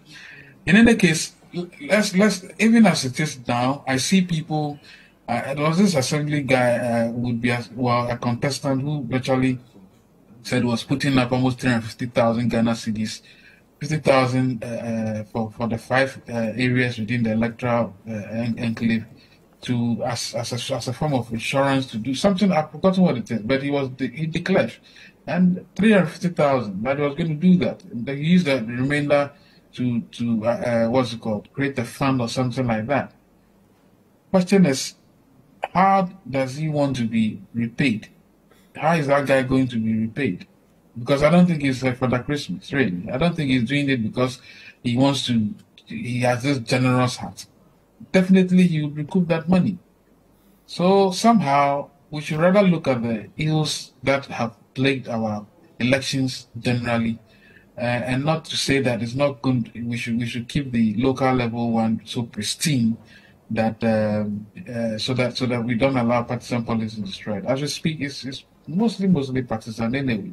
So we should find a way of dealing with that matter. I fully support the president when he wanted this whole thing to be done on a partisan basis. You would have seen much more interest rather than have the EC organized platform. What type of, I mean, I don't even understand. Why should we waste money organizing platforms or people at the local level to go and tell us what to do? Which money should they use? Are they not using the state money to organize those platforms? I don't understand. We should just get it done and make it partisan, really. I mean, improving turnout, has that got anything to do with the quality of persons who put themselves up for election? Let's say, of course, I saw a few lawyers in the Adenta area putting out themselves for the election. Would anything change in terms of the turnout if professionals or people with means, people with a lot of influence in the community put themselves up for election? So, for example, you have an election where there are lawyers and doctors and engineers and accountants and all these people society thinks are elite or are good, etc. in the election. Yeah, would that change anything? I don't see the point. Those people will still go and actively campaign anyway. The fact that they are doctors or engineers doesn't mean automatically you should be giving. I mean, how many people will know that because they are lawyers and they are good people, they are going to be good assembly people? No, they have to go out there and campaign and tell people what they will do. So that is a political process. So I don't know what it's a political process, but it's a non-partisan process. That's the point I think we're making. That well, yes, it's a political process. He's going to contest other people by the way. So what makes it? What isn't it? No. So it is neutral of the NDC and MPP partisanship. So please. Let's not stretch the definitions of partisan politics. No, partisan politics, we know what it is. The party, NDC, MPP, CPP. Yeah, but we're saying that the district assembly elections must not be partisan, which means that I can put up myself as a candidate. I may be NDC or MPP, but I'm not running on the ticket of the NDC or MPP. If it becomes partisan, what exactly is wrong with that? No, so I mean the persons who don't support that, including the constitution, say for purposes of cohesion, etc., it is not good to bring down the divisive politics at the top to the local level. That's the view the constitution takes. This constitution has been, this dispensation has been around for how many decades, right? Are we not so divided? Are we not fighting amongst ourselves? I mean, I think competition of ideas are useful anyway. And if there's a vehicle that allows that to keep up that interest at the base, let's just allow it. I don't see what we want to still take from the process that generates revenue to support a so-called non-partisan process at the local level, and then give them money to do all of that. I mean, first of all, how do you create that fund in the first place? It's through political processes in making sure that policies are probably primed and paid for, through which you get the money to then come and do these pristine elections at the local level. And I'm just saying that I don't see what we lose. I don't see what we are gaining by saying that that district level elections should not be partisan.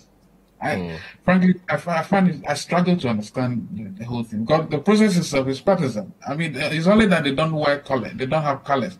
Even now, they have their own color, don't you see? They have their color. This says that the parties do not have the colors are not a preserve of the parties, but maybe the combinations here and there, yes. But the combination of the colors, the red, white, and blue, and the red, green, black, and whatever. Most of these people are strategically mobilizing and aligned. Yeah. Anyway, so this is the big issue. We are just looking at the district assembly elections, and the matter of politics. I mean, partisan politics is coming in. Whether we should open it up, of course, that will have constitutional implications here and there. We tried this before. The president tried this before, but he had to call it off because he said he did not have the groundswell. He did not have the consensus. We'll take a short break. When I come back, I'll hear from Guilfred and I'll hear from Haruna on their view on how to improve turnout with or without the partisanship. Don't go away.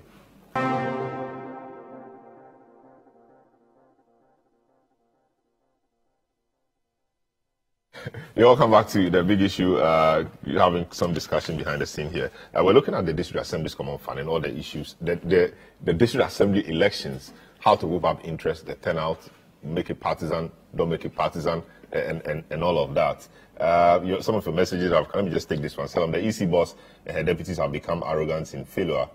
They run the commission like their personal enterprise and they flip-flop every minute. Salam, nobody in Ghana today trusts the EC except the folks in the NPP. I can't comprehend why Jean Mensa speaks untrue with straight face. How many times has she edited the result of the 2020 presidential election? Chris from Ashali Boutre sends that in. You can send yours too on the numbers displayed on your screen, and we'll read them out to the rest of the world. Yes, let me hear you, Guilfred, on the issue about how to improve turnout. I don't know if CDD Kodio has a position on making the election partisan or not. Do you guys have a position on that?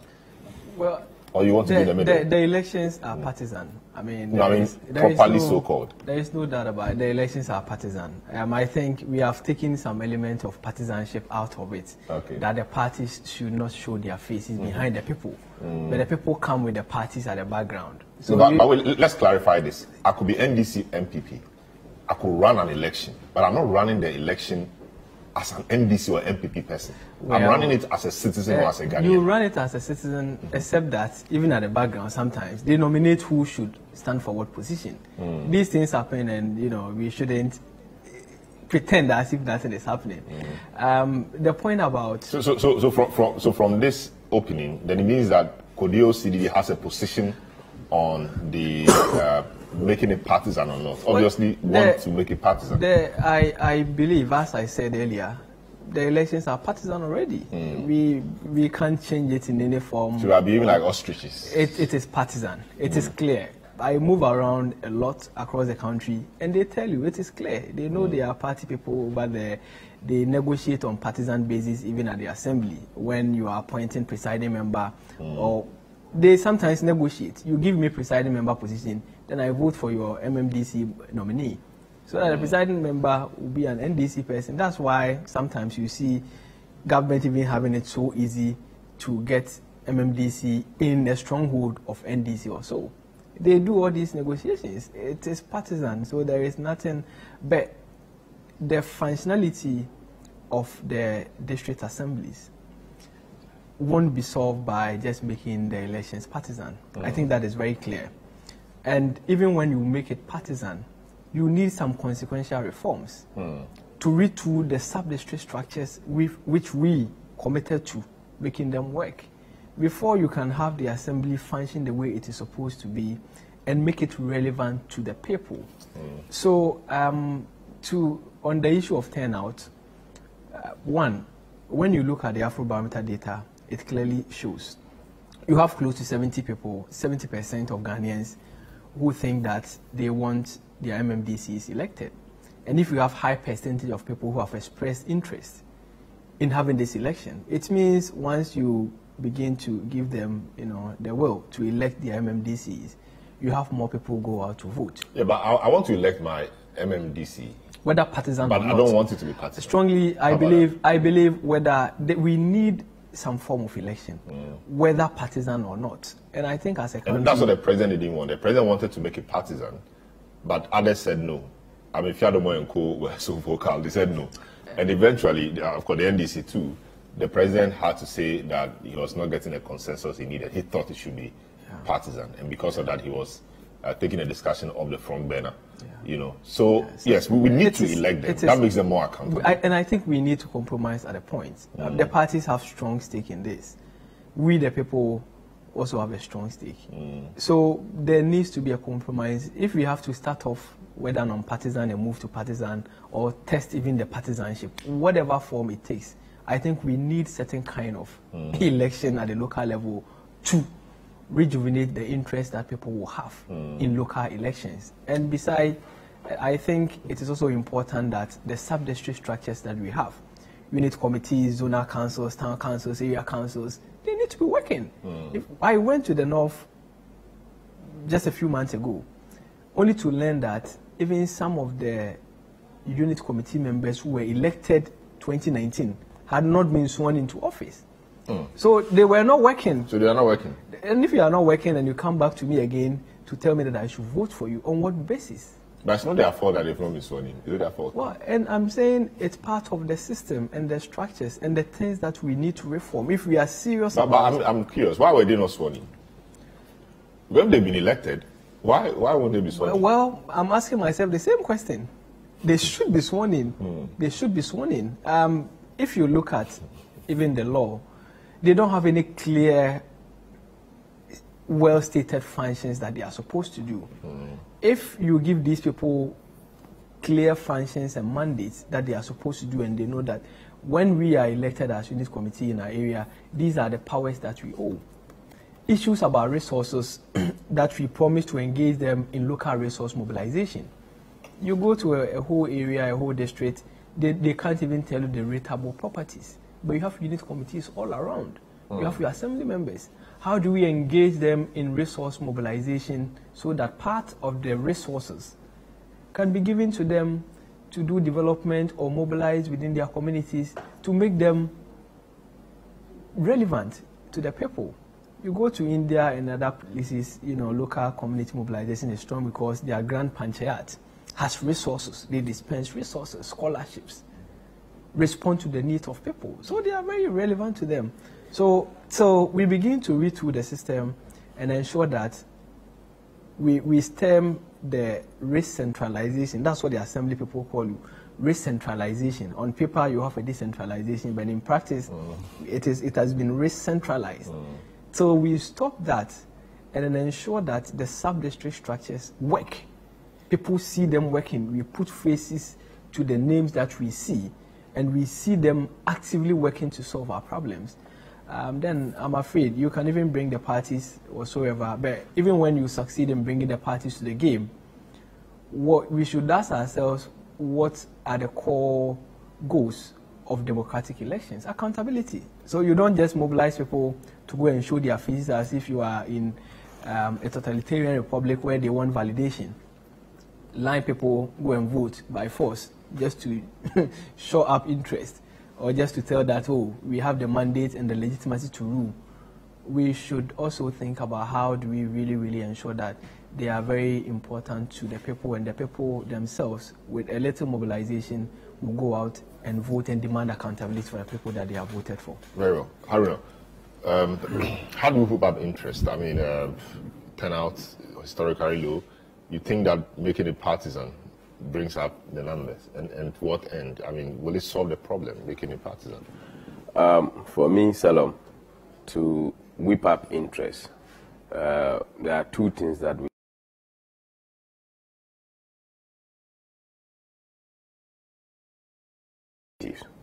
and then 2 is the impact of the representation.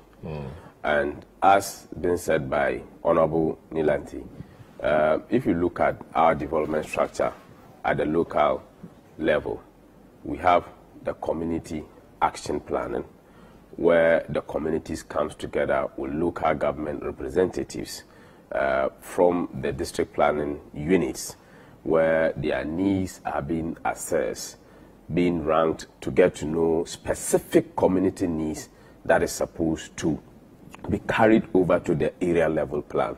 So at the area level plan level, that is where the various assemblies and unit committees, they come together to discuss and also prioritize the needs that they need to be developed. This is also sent into the zonal level planning, which has been harmonized into the medium-term development plans. I think that for us to be able to whip up that interest, we must be able to ask ourselves, how relevant is our representatives to the cause of the community development? And then how impactful is their representation?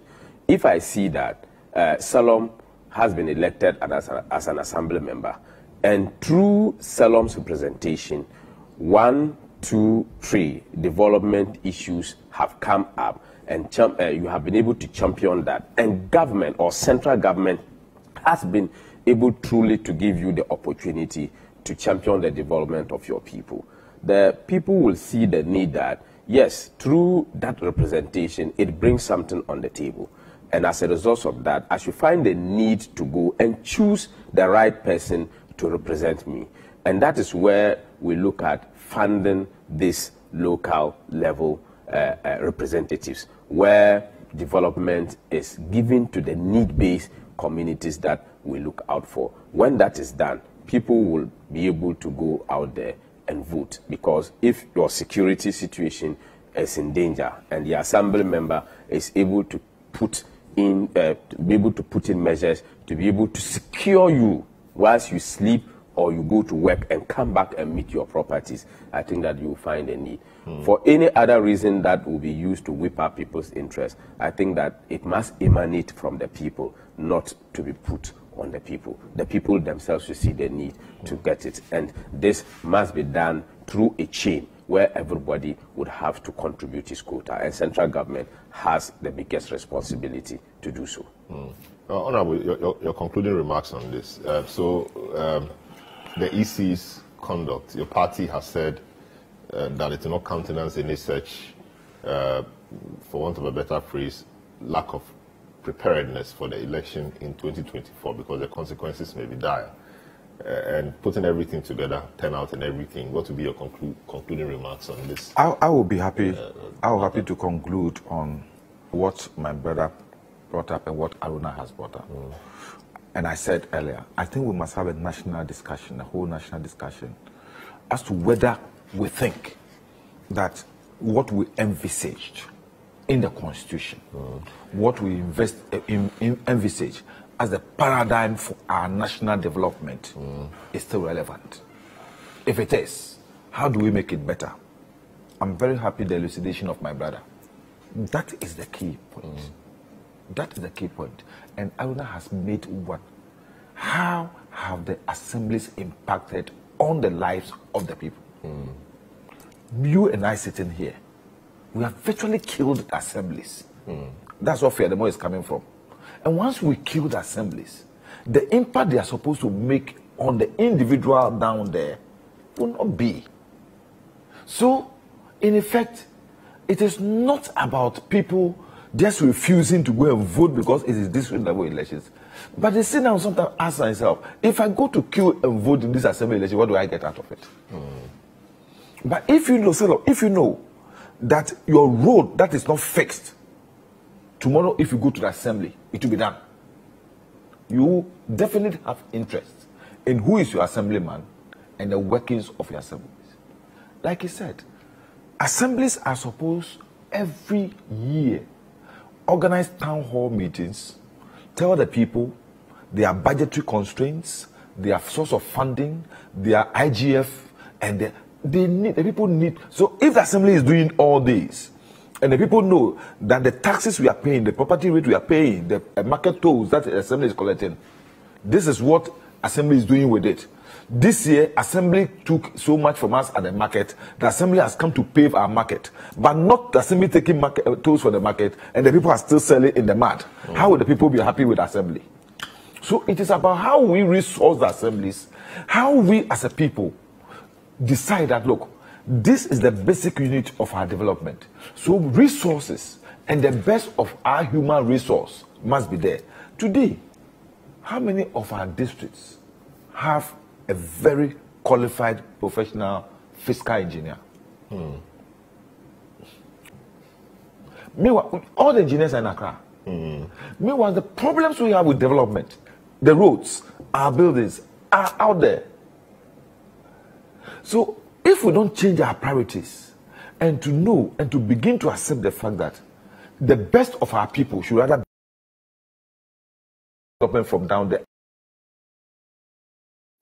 that is where the other countries who came to learn from us are getting it right. And we are still either going back or marking time at the same point. They are getting it right. If you go to Rwanda, some of the best qualified engineers are in the districts.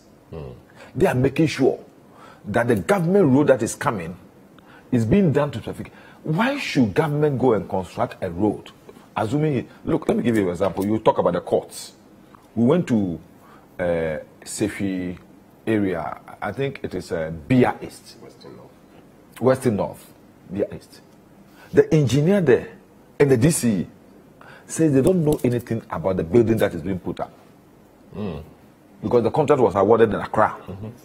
The contractor, when the contractor comes and they call and say, look, why? I don't have anything to do with you. And we saw a pillar that is supposed to support the main building almost 2 feet away from the building. So I asked them, and they said, we've called him to ask him to come and correct. Up to today, he has not corrected. You understand? But if that project is initiated, started from the district, they become responsible for it. And as a DCE, he will make sure that that thing is built according to specifications before because he's the one who will sign the certificate. But if he's a DCE sitting down, he doesn't know the contractor, he doesn't know how the contract was awarded, what does he care? So it is important we understand that we as a people, as a state, as a nation, we've chosen a path to our development, but we veered from it. And until we go back and make sure we go to those principles and do it, partisanship will not do anything. It will rather make it worse. Partisanship, because do you know what happened? Today, we have people who have become patrons for DCEs. It's a party big man. Aruna, I'm going to fight so that you will be the DCE. So Aruna goes there, and Aruna owes his loyalty to that person. Because that person who made him a DCE, that person, the person comes and says, give me all the contracts. If Aruna doesn't do it, that person is going to champion Aruna's removal tomorrow. Is that what we want? That's why I have said that, look, let Salom get up tomorrow and say, I want to be the mayor of Accra. I, Salom. These are my qualities. These are the things I want to do. Let's vote for Salom on his own. Every Ghanaian here may have his political affiliation. But then when you are going to perform this role, these are what we expect to see. It's like a football referee. That football referee you see him standing in the middle of the match between Kotoko and House of Hope belonged to one of the teams before he became a referee. But once he gets into the middle there, he's supposed to be fair and neutral and non-partisan. That is the way I think we must go. Other than that, so the partisanship will make things worse for us. I see. Because the corruption at the top will now go down, go to the base, and everything will be done. I see. Thanks, Doc Fiademo, your concluding remarks on this. Yeah, thank you. I think that, yes, I listened to the podium man, and there's serious re-centralization going on. What is currently happening is only akin to you selling a cow to somebody and still holding on to the tail. That's what Honorable Neil Antevanapo rightly said. We have a situation whereby contracts and other things are awarded, and we say that the chief executive is the representative of the president. Yet, contract is awarded, and the president's representative is not aware. Now, it is also another president representative that has awarded the contract. That is why we have had serious challenges with the RCCs and how they are running. Because we are seeing some kind of duplicity. It's not allowing the local governance system to happen. We have a situation where now we have come to form what we are calling a development authority, Southern, Coastal, Northern Belt, and whatever they are calling. All those ones are taking away the powers of the assembly. So clearly, if we want to practice decentralization, let's practice decentralization to the core. It is the same partisan people who are at the national level who are not allowing the assemblies to work. So it is not because it is not partisan, that is why it is not working. It is also not because if it becomes partisan, it will work. If you have a situation whereby a DACF administrator is appointed by the government of the day, he or she knows that the duty is to make sure that assemblies get their funds in a very timeous manner. Of course, we know that every quarter there's an arrears that is there. But we have a situation whereby current MMDCs are all MPP. Yet the DACF is not being released to them for them to work. So in the eyes of the people, we want to see development. So if we see development, we will come out and vote. Because if not, why should an MPP chief executive sit down and MPP people are not going out to vote in the district assembly elections? How are we going to answer that? So let's minimize the so-called partisanship. Let's look at the local development issues, and those are the factors that the ordinary citizen looks at before he or she will go out to go and vote. Let's allow the district assembly concept to work the way it has to work. And when we do that, it will have a rippling effect, and the people will see the development and they will go out to go and vote. Let's stop the re-centralization that is going on, taking over seeded revenues from the assemblies and all those kinds of things. Yes, so clearly that is what I have to say on this matter. All right, thanks so much, Richard Fiadomo, Doc. Franklin, your final words on this. I'm not too sure I have any final words, except to say that we are deepening our democracy, and it's important that when elections are on us, we make sure that we organize them well, and then people are able to vote as well. That's all I have to say. Very well. Thanks so much, guys. So this is how we conclude the segment on the district level elections. My guests have been Edwin Neil Antevanapo, Member of Parliament for Odududu, ranking member on the Local Government Committee of Parliament, Gilfred Asamoah, research analyst with the Kodeyo Secretariat, Dr. Richard Fiadomo, President of the Chamber for Local Governance, Haruna Mohammed, Deputy General Secretary, MPP, and Franklin Kujo. Guys, thanks so much. We'll come back with a second segment where we'll still have Franklin, Edwin, Neil Antevanapo, and then Haruna. And we'll be joined by Angel Kabonu, President of NAGRAT, and Divanekpe, Senior Program Officer for the Africa Education Watch, on the WASSCE results and how AI is getting into the system and the results generally. I've heard some couple of statements on some violation with respect to the Electoral Commission. Okay. I've taken my time to read regulation. Yes, indelible ink. Okay. I've taken my time to read regulation. This CI 127, which is on elections. And if you go to look at regulation 23C, it says that instruments for marking the means of identification of the voter in accordance with sub-regulation 1 and 2 of regulation 33. So if you go and look at regulation,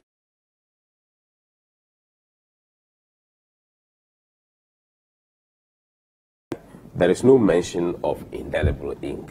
So if we talk about the mark, I think that we'll be able to stand on our feet than to specifically mention that it should be indelible ink. We all know permanent marks can be made by several other means. So in this election, what is however, if you read that particular regulation, that is 33(2)(c), it mentions that a mark which shall be so far as possible be permanent shall be made on the voter. So for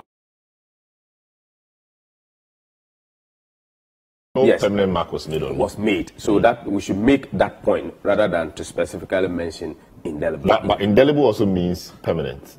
So permanent. I can say indelible ink is not permanent. You can. No, I mean in that context. Yes, they can put it takes a longer time. But it doesn't make it permanent. Then it means you've never done permanent mark. But I mean the indelible is the process. That is what I'm drawing to, because the law says permanent. But in this case, I mean they didn't make any permanent mark, or in its no semblance of permanent mark was made. It was in violation of their own rules. It means that various electoral commissioners have always violated. But they've done a semblance of. But the law says permanent. You are a lawyer. I'm not. No, but it must be put in context. I mean, permanent. Even tattoos are not very permanent. Yeah, but you are talking about permanent. I'm pointing to the law which says it's permanent. All right. And, indelible inks are not permanent. Okay. All right. Well, I don't want to open it again, but thanks so much, guys, especially to Wilfred Asamoah, and then Dr. Richard Fiadomo. Thanks so much for joining us with your expertise. We'll take a short break, we'll return and do some other things. Don't go away.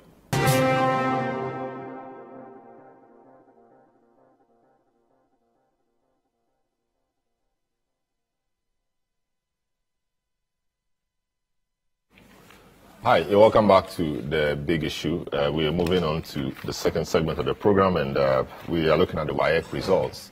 A number of over 440,000 students sat for the exam, and over 70% of them passed quite well, between A1 and C6, which the WAEC tells us is good.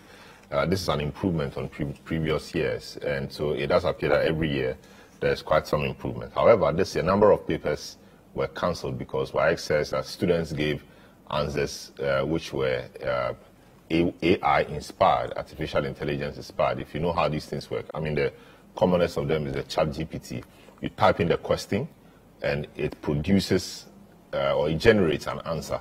And that answer usually, or in some cases, those answers have been wrong, but usually the answers are correct. And those who are familiar with how engines work will tell you that there's a way, if you're familiar with it, there's a way you can tell that these answers are not naturally generated from the candidate.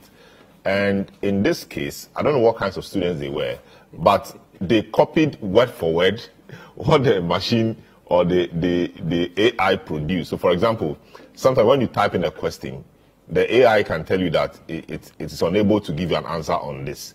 So WAEC is telling us that they were able to detect that these were AI answers because some of these phrases were in the answers the students hand wrote. If you were writing the exam from your head, I'm not sure you would write there that you are unable to give an answer to this question, or maybe something like that. And so that's how WAEC says it came up with the numbers that were caught to have used AI. Divanekpe is my guest on this segment. He's a senior programs officer for Africa Education Watch. Njo Carboni is president of NAGRAT. Haruna Mohammed, deputy general secretary of the MPP. Edunila Tevanapoy, MP Ododu, and Franklin Kujo are my guests for this brief segment. Divine, let me start off with you. Has this come to your notice, obviously, and what do you make of the intrusion of AI in our examination halls? All right, Solomon, thanks for having me and good morning to your viewers. Yes, quite surprised that we've gotten here. Not surprised that students were using mobile phones in the exam hall because we record that year on year as we monitor WASSCE and even PSC. But where candidates are now using mobile phones and then to the point of generating answers using AI is something that we didn't notice during our monitoring. It didn't occur to us, or we did not come across anything of that. All we recorded were that some of the candidates have in their possessions mobile phones. And what normally they use the mobile phones for where that answers will be transmitted through WhatsApp group pages to them. So they'll be on standby in the group page, and then once they receive the answers, they can copy. There will be people, sometimes also teachers, standing on standby to generate the answers for them, and then they take screenshots and send to them through WhatsApp pages for them to copy. So that's what we know that the mobile phones usage in the exam hall happens to, but it didn't occur to us that now students are now using AI to generate answers and then write the answers for examiners to mark. So I'm quite surprised as far as that aspect is. Speak to Angel. Angel, you heard the teachers group. Were you surprised that students were caught using AI answers? So, for example, when John Kapi, who is the head of public affairs of WASSCE, spoke to us, he said, for example, that one candidate, upon receiving the response, "I'm not familiar with the term you have used." This is a typical AI-generated response. Replicated the same reply in the answer booklet. I wonder what kinds of students this were. Replicated that same response in the answer booklet to WASSCE. So once you see this and you're familiar with AI, you will know that this answer, because in an exam, you can't tell WASSCE that you are not familiar with the term they have used in their question. You know, so I don't know what you make of this as a head of a teacher group. Well, that student ought to be very stupid and dumb. I mean, I don't know what happened. However, I'm surprised about this AI thing. And there are some questions that ought to be answered, or the situation needs to be interrogated further. One is, no mobile phone is allowed into the examination hall. Before students enter into the examination hall, the students are properly frisked or searched, and invigilators make sure that no.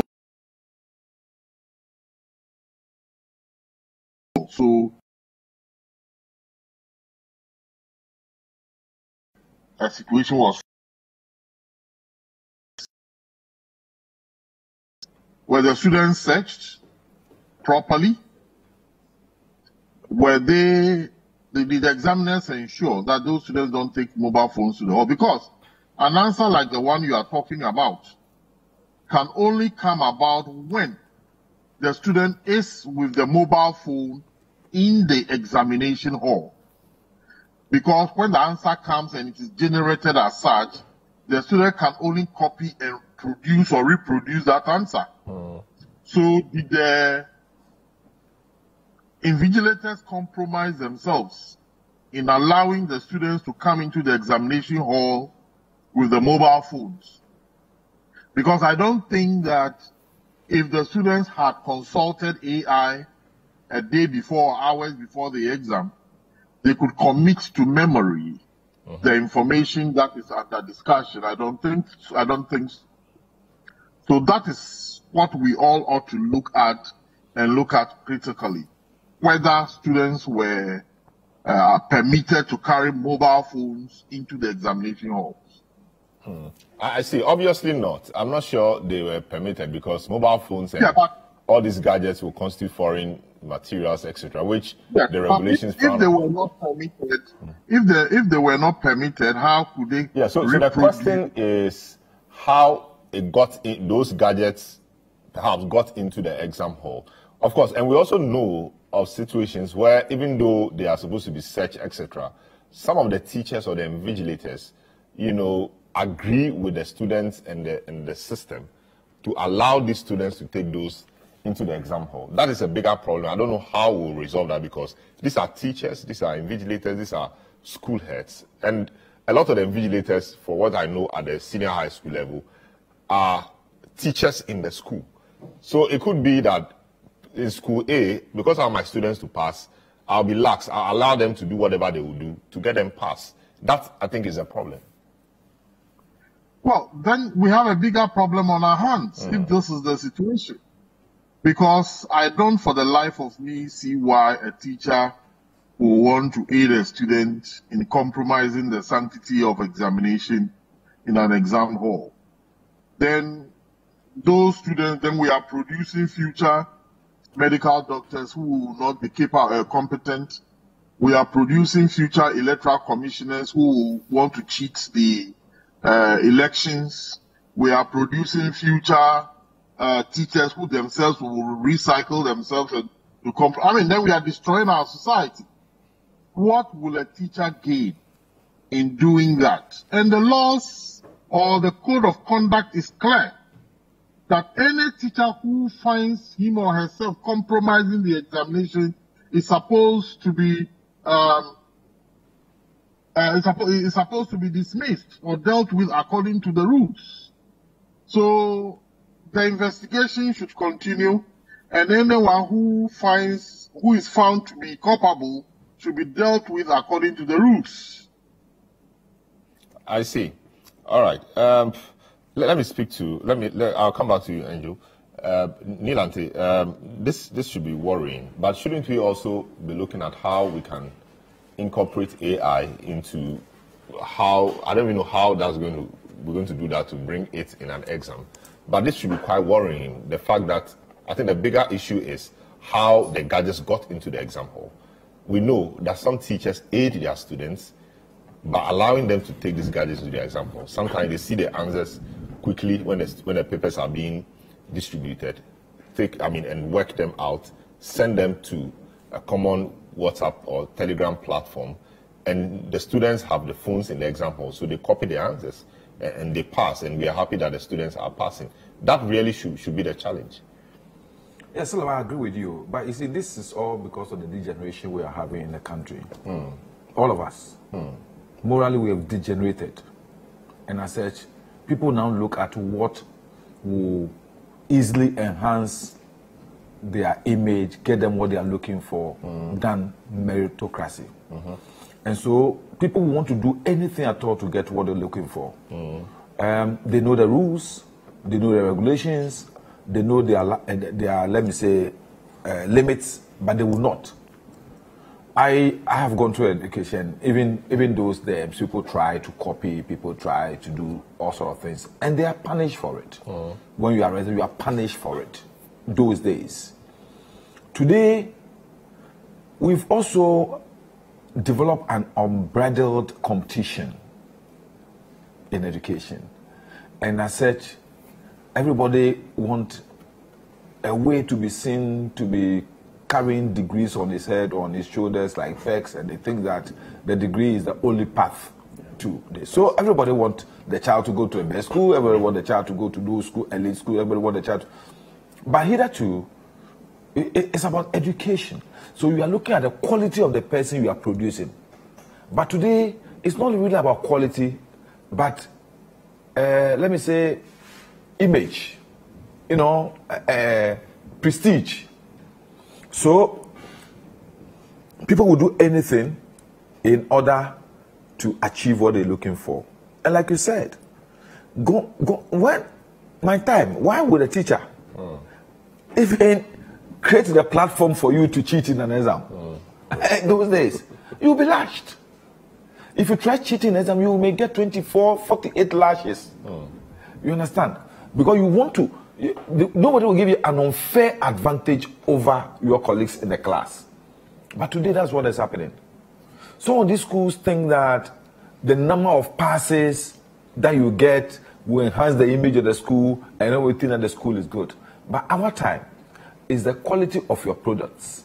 What your people are able to do after they left the school is what people look at.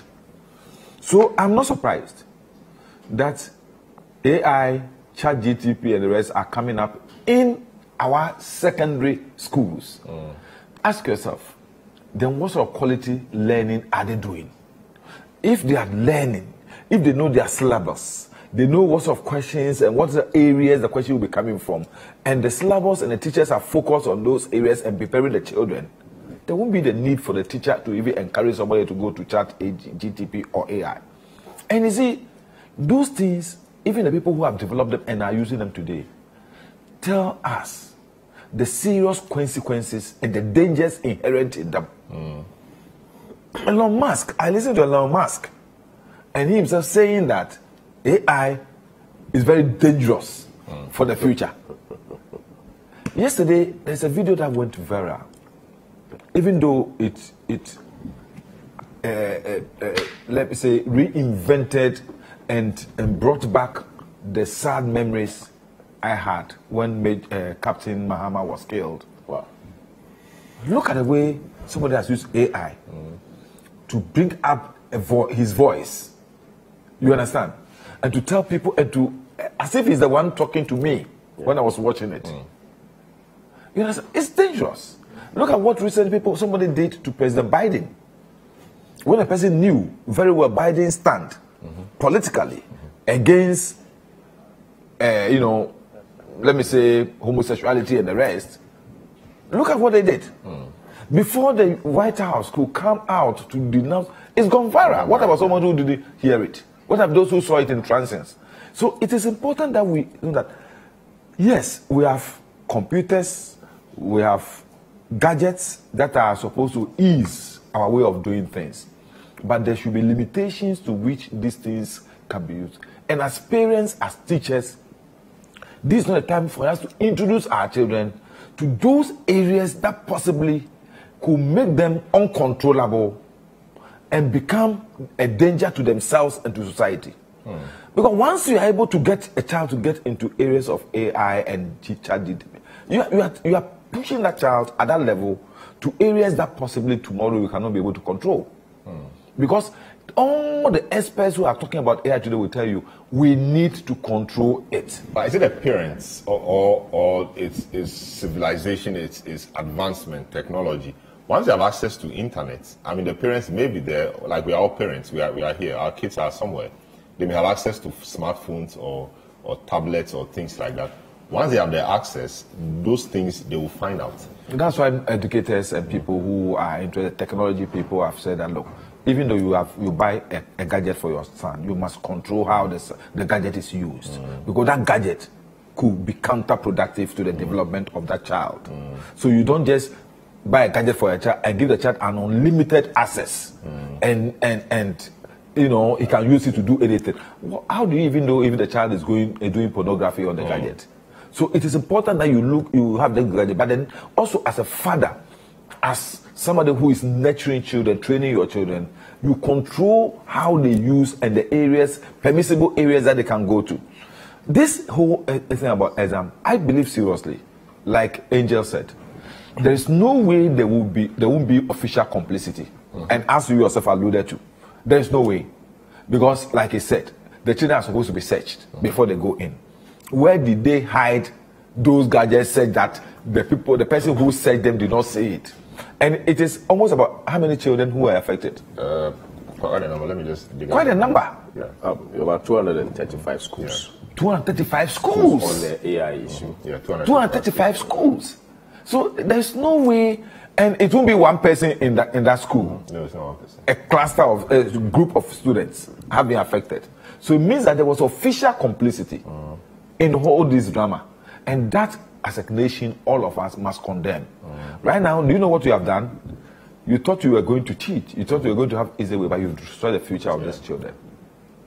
Because if they've been banned, how are they going to? That is where I will also come in as a parent and plead that not much drastic action is taken that could impair the future development of these children.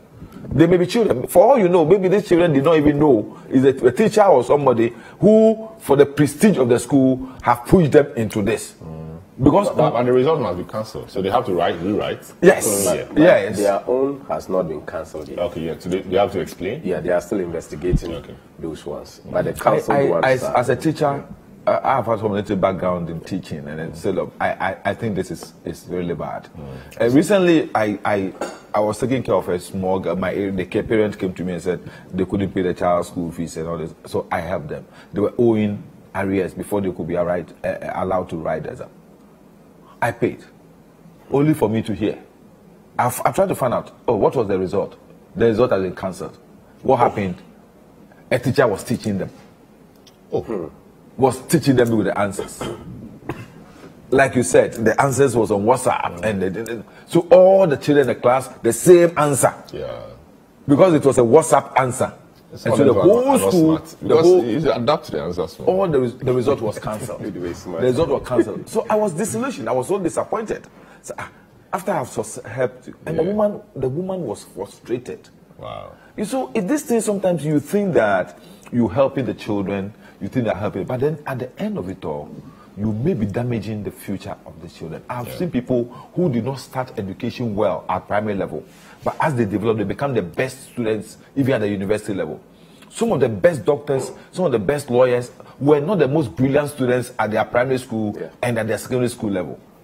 But consistent hard work is what has paid them. So I think all of us must have a holistic view of this thing. You know, let me give you an example.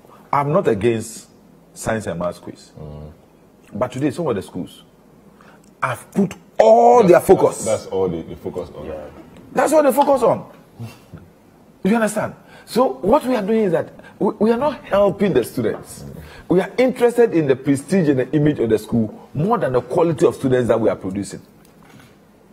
I see. All right, Maria, are we not emphasizing, or is it not our emphasis on grades that is leading us to this? I mean, we want to pass, we want to do better than the previous year, etc. That is leading us to this. So we put a lot of pressure on the students and on the teachers, and they must find ways of passing and doing well, so we are happy. Is that not what is causing this? Salom, not necessarily that, because there is not an established fact that indicates that it's because of the grades that is resulting in this, but it is attitudinal. As the Honorable MP has said, some teachers found themselves in doing these things because they want their schools to have highest pass marks, or they have the highest grades. Fortunately, I have been a part-time tutor at Winneba. I was an examiner myself on a subject that I was marking. All these three factors that have been mentioned in the report signed by John K. Kapi were things that I had come across. When you talk about getting foreign materials, at the time you'll be marking a script, you will see handkerchief.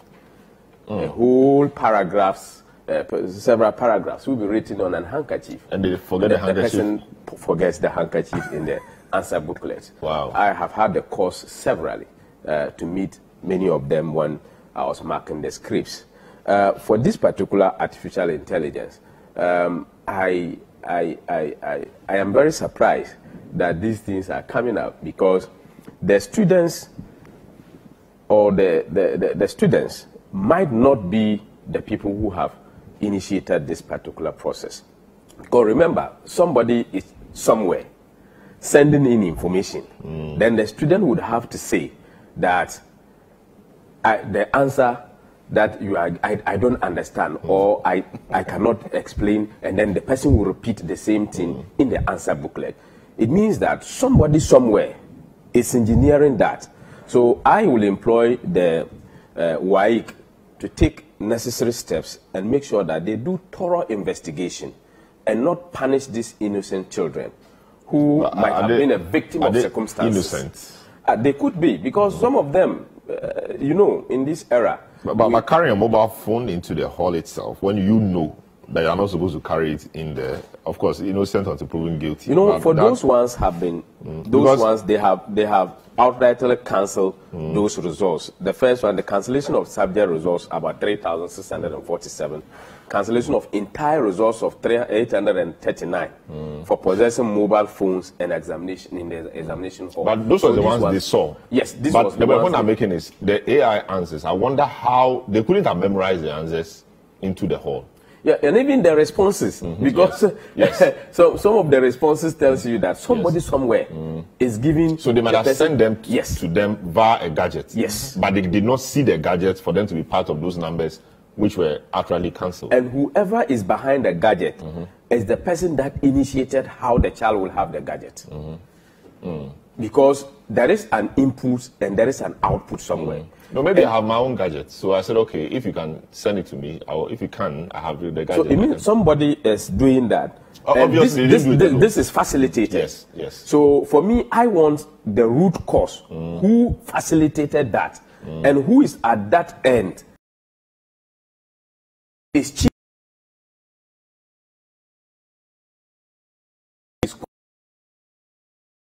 Parent that some of these children are very innocent. Some of them are victims of circumstances that they have been lured into this particular process because of certain grace, just as you have mentioned.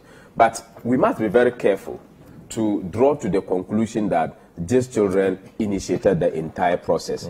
And all in all, technology is something that is very good for our nation, but it also has its own negative aspects, because technology allows many other people who hitherto would have the cost to have their own sentences written, will definitely rely on software to write. Gives them wrong answers, but they give them the wrong answers. When they do it. For me, what I will call, I don't know if it is very implementable. Like if we get to a stage of where in the exam hall we can have a designed computerized system where answers will be entered into the system, where these systems will be able to detect an AI answers that the system will stop it at the beginning, instead of allowing it to go on or fester on. How would that be? At the university level? Yes, it's possible. They have, for example, in Legon, when you do an assignment and you put it into Sakai. Yes, Sakai. Yes. Okay. So that's similarity. Yes. So that's the for plagiarism. Yes, yeah. and maybe on the spot answering. On the spot, like exam hall, writing in pen, that would be difficult. Yes, but exam hall, for me, example, my handwriting is not good. I would have preferred to have exams written like typed. But that's we are not there yet. So that's what I'm saying. If we are able to bring it out, people will find it difficult to have these AI answers, because for it to be transmitted, remember the machine that is being used is monitored, and the system will verify everything that goes into that machine, so that we'll be able to protect the exam integrity and to protect the future of the children that are undertaking the exams. Very well. So somebody just sent me. Okay. Look at it. Another way of teaching the exam. I've seen all these things. So that's what they write on their ties. Yes, on their ties. Wow. Yes, I see. That's interesting. And you see, sometimes when you see it, you obviously asking the lady, open your tie and I'll see what is written there. Yes. So that's difficult. Yeah, that's difficult. Yeah, so and it's there. But a female invigilator. Yeah, won't you call a female invigilator? Yes. Can answer, it causes a lot of stir, but it happens in most of the examples. But some of the invigilators are doing very well, and they are able to get them out. But some find themselves into the. A story I heard was that this boy had a phone in the class, and when the invigilator decided to take the phone, he stabbed the invigilator. Wow. So where did he get the weapon? Yeah, but how was the invigilator also taking the phone? I mean, it's you need to.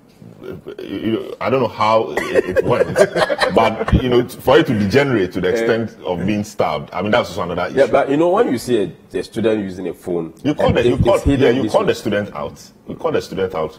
But you can also go there and say, bring the phone. Yeah, bring the phone. So it will be difficult for the student to pull out a knife and stab in the process of bringing the phone out, maybe the knife is also following the phone. And stab in front of everybody.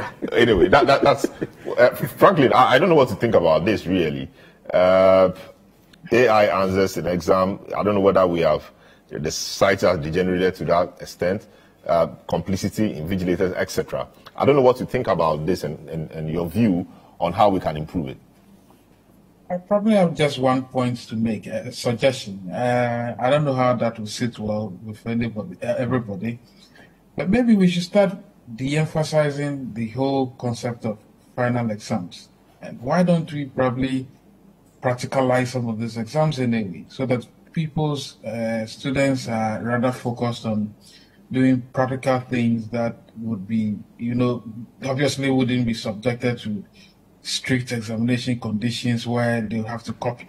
For me, that's what I suspect we should do. Maybe for some of the subjects, well, maybe practice may be difficult, but I think by and large, most of the subjects really, we could de-emphasize the whole concept on the whole emphasis on the final exams, making sure that maybe the marks are skewed in such a way that the practice itself takes close to maybe 60% or 65%, and the exams itself takes just about 25 to 35%.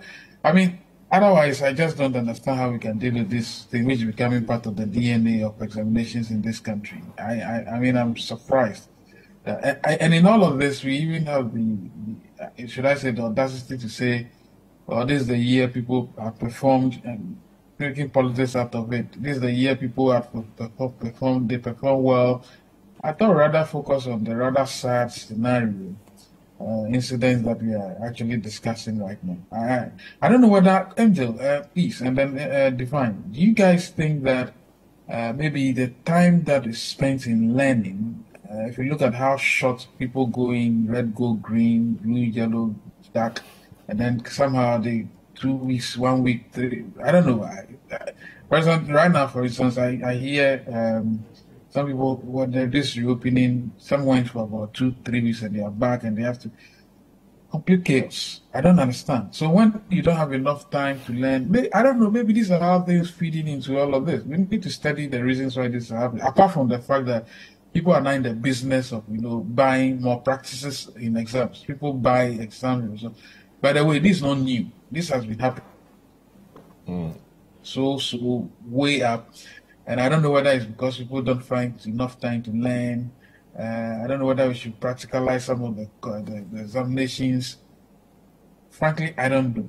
The data, Franklin, actually suggests that, the red, gold, green, blue, white, gold, everything you've talked about. I mean, students in this era have rather performed better. The contact hours may not be the problem. Salam. Yes, I'll come to you. I know you have a whole dossier on this. I'll come to you. Let us be careful in going there. Let us be careful in going there. Yes, that is exactly what Franklin has been talking about. The politicization of examination results and how it can contribute to such practices, how it can compromise the sanctity of exams. There is a way that students are graded, and no two grades in an examination is the same. So, for example, year 1, the minimum pass to make an A could be 80. In another year, the minimum pass to make an A can drop to 70. That is called standardization. And standardization is done for several reasons. Therefore, it is only the untutored person who will say that this year group of students are more intelligent than that year group of students. The factors are different. The factors are not the same. Those who don't understand how these things are done should not come and jaundice our educational system. I will plead that the politician should hands off completely and totally the way education is managed in this country. Other than that, the way we are going by adding examination results to political success and political failures, we will be pushing ourselves to the doldrums. I see. That's an important intervention. So, frankly, I'm sure that the case has been made for you, right? Oh, very well. Okay, good. Divine, how do we improve the situation? How do we take ourselves out of this AI, examination or practice and all of that going forward? AI can be useful when deployed well, but in this manner, I'm not sure. How do we take ourselves out of this? I agree with you that we can't use AI in this manner. And as rightly mentioned by some other speakers, these practices are receiving the blessings of teachers who serve as invigilators during the exam process.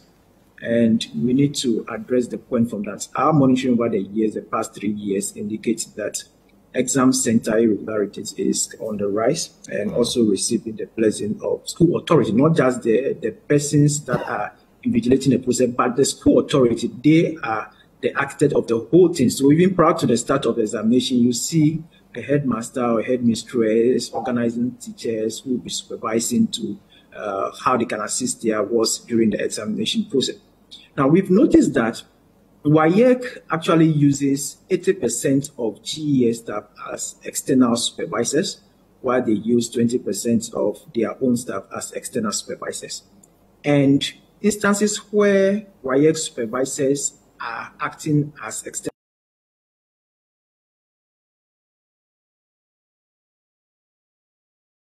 it tends to be on the low at such centers compared to areas where GES staff that are acting as external supervisors are doing their supervision. Of course, GES staff will always have interest in the assessment process. If the students pass, it inures to their benefit. So if you continue to use the GES staff, aside using GES staff as invigilators, you continue to use GES staff as external supervisors, then we won't address this challenge of teachers providing assistance to their students during the examination process.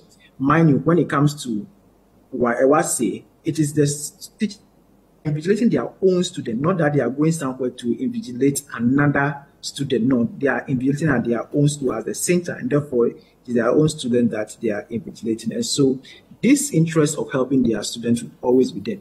But when we are able to deploy WAEC own staff as the external supervisors, ensure that we have budgetary allocation to ensure that WAEC is able to recruit their own staff and they act as the external supervisors, it also helps. And again, GES own code of conduct actually frowns on teachers providing assistance to students in examination, if you look at section 3.32 of the code. But sadly, the penalty that is attributed to it is classified under minor offenses. And if you look at the penalties that minor offenses attract, I feel it is not severe enough. Something like warning, and then also stoppage of increment as a child. Termination is there, but termination is when a person is persistently doing it. The point is that the person will not even have the opportunity to persistently do it, because once the person is caught by WAEC will stop using the person as an invigilator. So it's very difficult for us to get to a point to say a teacher works has been terminated from GES because that teacher is providing assistance to a student in the examination. But if we are able to send these issues of teachers assisting their wards or their students in examination to major offense, and the penalties over there are severe, for me, I feel it will serve as a deterrent enough. But right now, the offenses, the penalties under the minor offenses where teachers provide assistance is classified. For me, I don't think it's actually serving as deterrent. Now, Franklin mentioned it that we need to look at our assessment process. Yes, that has been the point we have been making at African Education Watch over the years. That look, we can't continue on this tangent of ensuring that the external assessment is taking the higher percentage points, 70%, and then the formative assessment, which is the school level, is taking 30%. Several countries are shifting away from this sort of high-stake examination. Once the stakes are high, it becomes do or die, and students will always want to do everything to pass. Now, so it is actually the school level, what they do at the school level, that actually reflects their learning. If we are able to strengthen our formative assessment system, and that rather carries the higher weighting, say that rather taking the 70%, and then the external examination, which is the summative one, taking about 30%. This idea of let me pass by all means at the external level and using all four means would have reduced drastically. So the student would have known that I need to do much work at the formative level, which is the school level. And countries are moving away from this pencil to paper form of assessments and begin to look at other forms of authentic assessment that are more practical. I think we need to invest in authentic assessment that actually takes away this issue of pencil to paper assessment. That will also help. And then I'm glad that the curriculum is being reviewed at the senior high school level, because yes, if you look at some of the contents that a student will have to complete within 2.5 years of secondary school education, mostly some of the teachers, especially with the core mathematics, integrated mathematics teachers, will tell, look, we are unable to complete the curriculum within a space of 2.5 period for students to write their WASSCE. So once they are unable to complete the curriculum, they always want to use foul means, or those teachers will want to assist their students to pass, because at the end of the day, the board will also be put in. So if we are able to reduce the content area and then the number of Xavier students learning and dialogue, it reduces the pressure. And if you look at the new curriculum that is being reviewed, which will be implemented in 2015 academic year, the next academic year, it's going to be very structured in a way that it lessens the burden on the student and then also the teachers as far as completion of the curriculum. So I'm glad that a step is being taken in that direction to reduce the stress of all to learn within a very short period. Very well. Thanks so much, Divine, as always. Honorable, your final words on this. Just well, I think the experts, Angel, Divine, and to some extent, frankly, have a very good point. I am also of the view that we must de-emphasize on examinations. I think more presentations, more practical work in a class will be able to imbibe with the team, because when you are involved in presentation, then you are able to really relate to the subject area to yourself, more than the chew and pour that we've been seeing over the period. I went through an education system where it was what we call bubra. You know, what you learned the whole year, you're going to be examined on it, and it was stressful, very, very stressful. And you see, examinations itself do not bring the best out of children. Because I've seen situations where the best students surprisingly do not do well at the exams. And sometimes the worst students rather come up better in the exam. So we must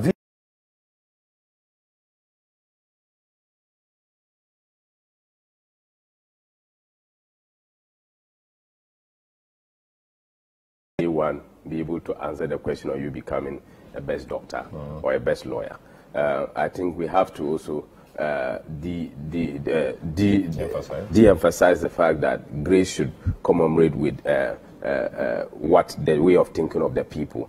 Let's try to look at the alternative measures that we'll be able to use to measure our students and make sure that things are done right, because this is the future of the children, and education in particular must be relooked at so that we can put it on a proper platform that will strengthen and support our future leaders. Very well. Thanks so much. This is how we conclude today's edition of the program. My guests have been Angel Kabonu, President of NAGRAT, Divine Ekwe, Senior Program Officer, Africa Education Watch, Haruna Mohammed, Deputy General Secretary of the MPP, Franklin Kujo, President Imani Africa, and Edwin Nilante Vanderpoel, Member of Parliament for Ododo, who is not running again. He's retirement. He's a retiring MP, and he's not allow you to retire. All right, so my name is Salam Aduni. Thanks so much for doing the viewing and listening. Catch you same time next week for another exciting edition. Have a good afternoon.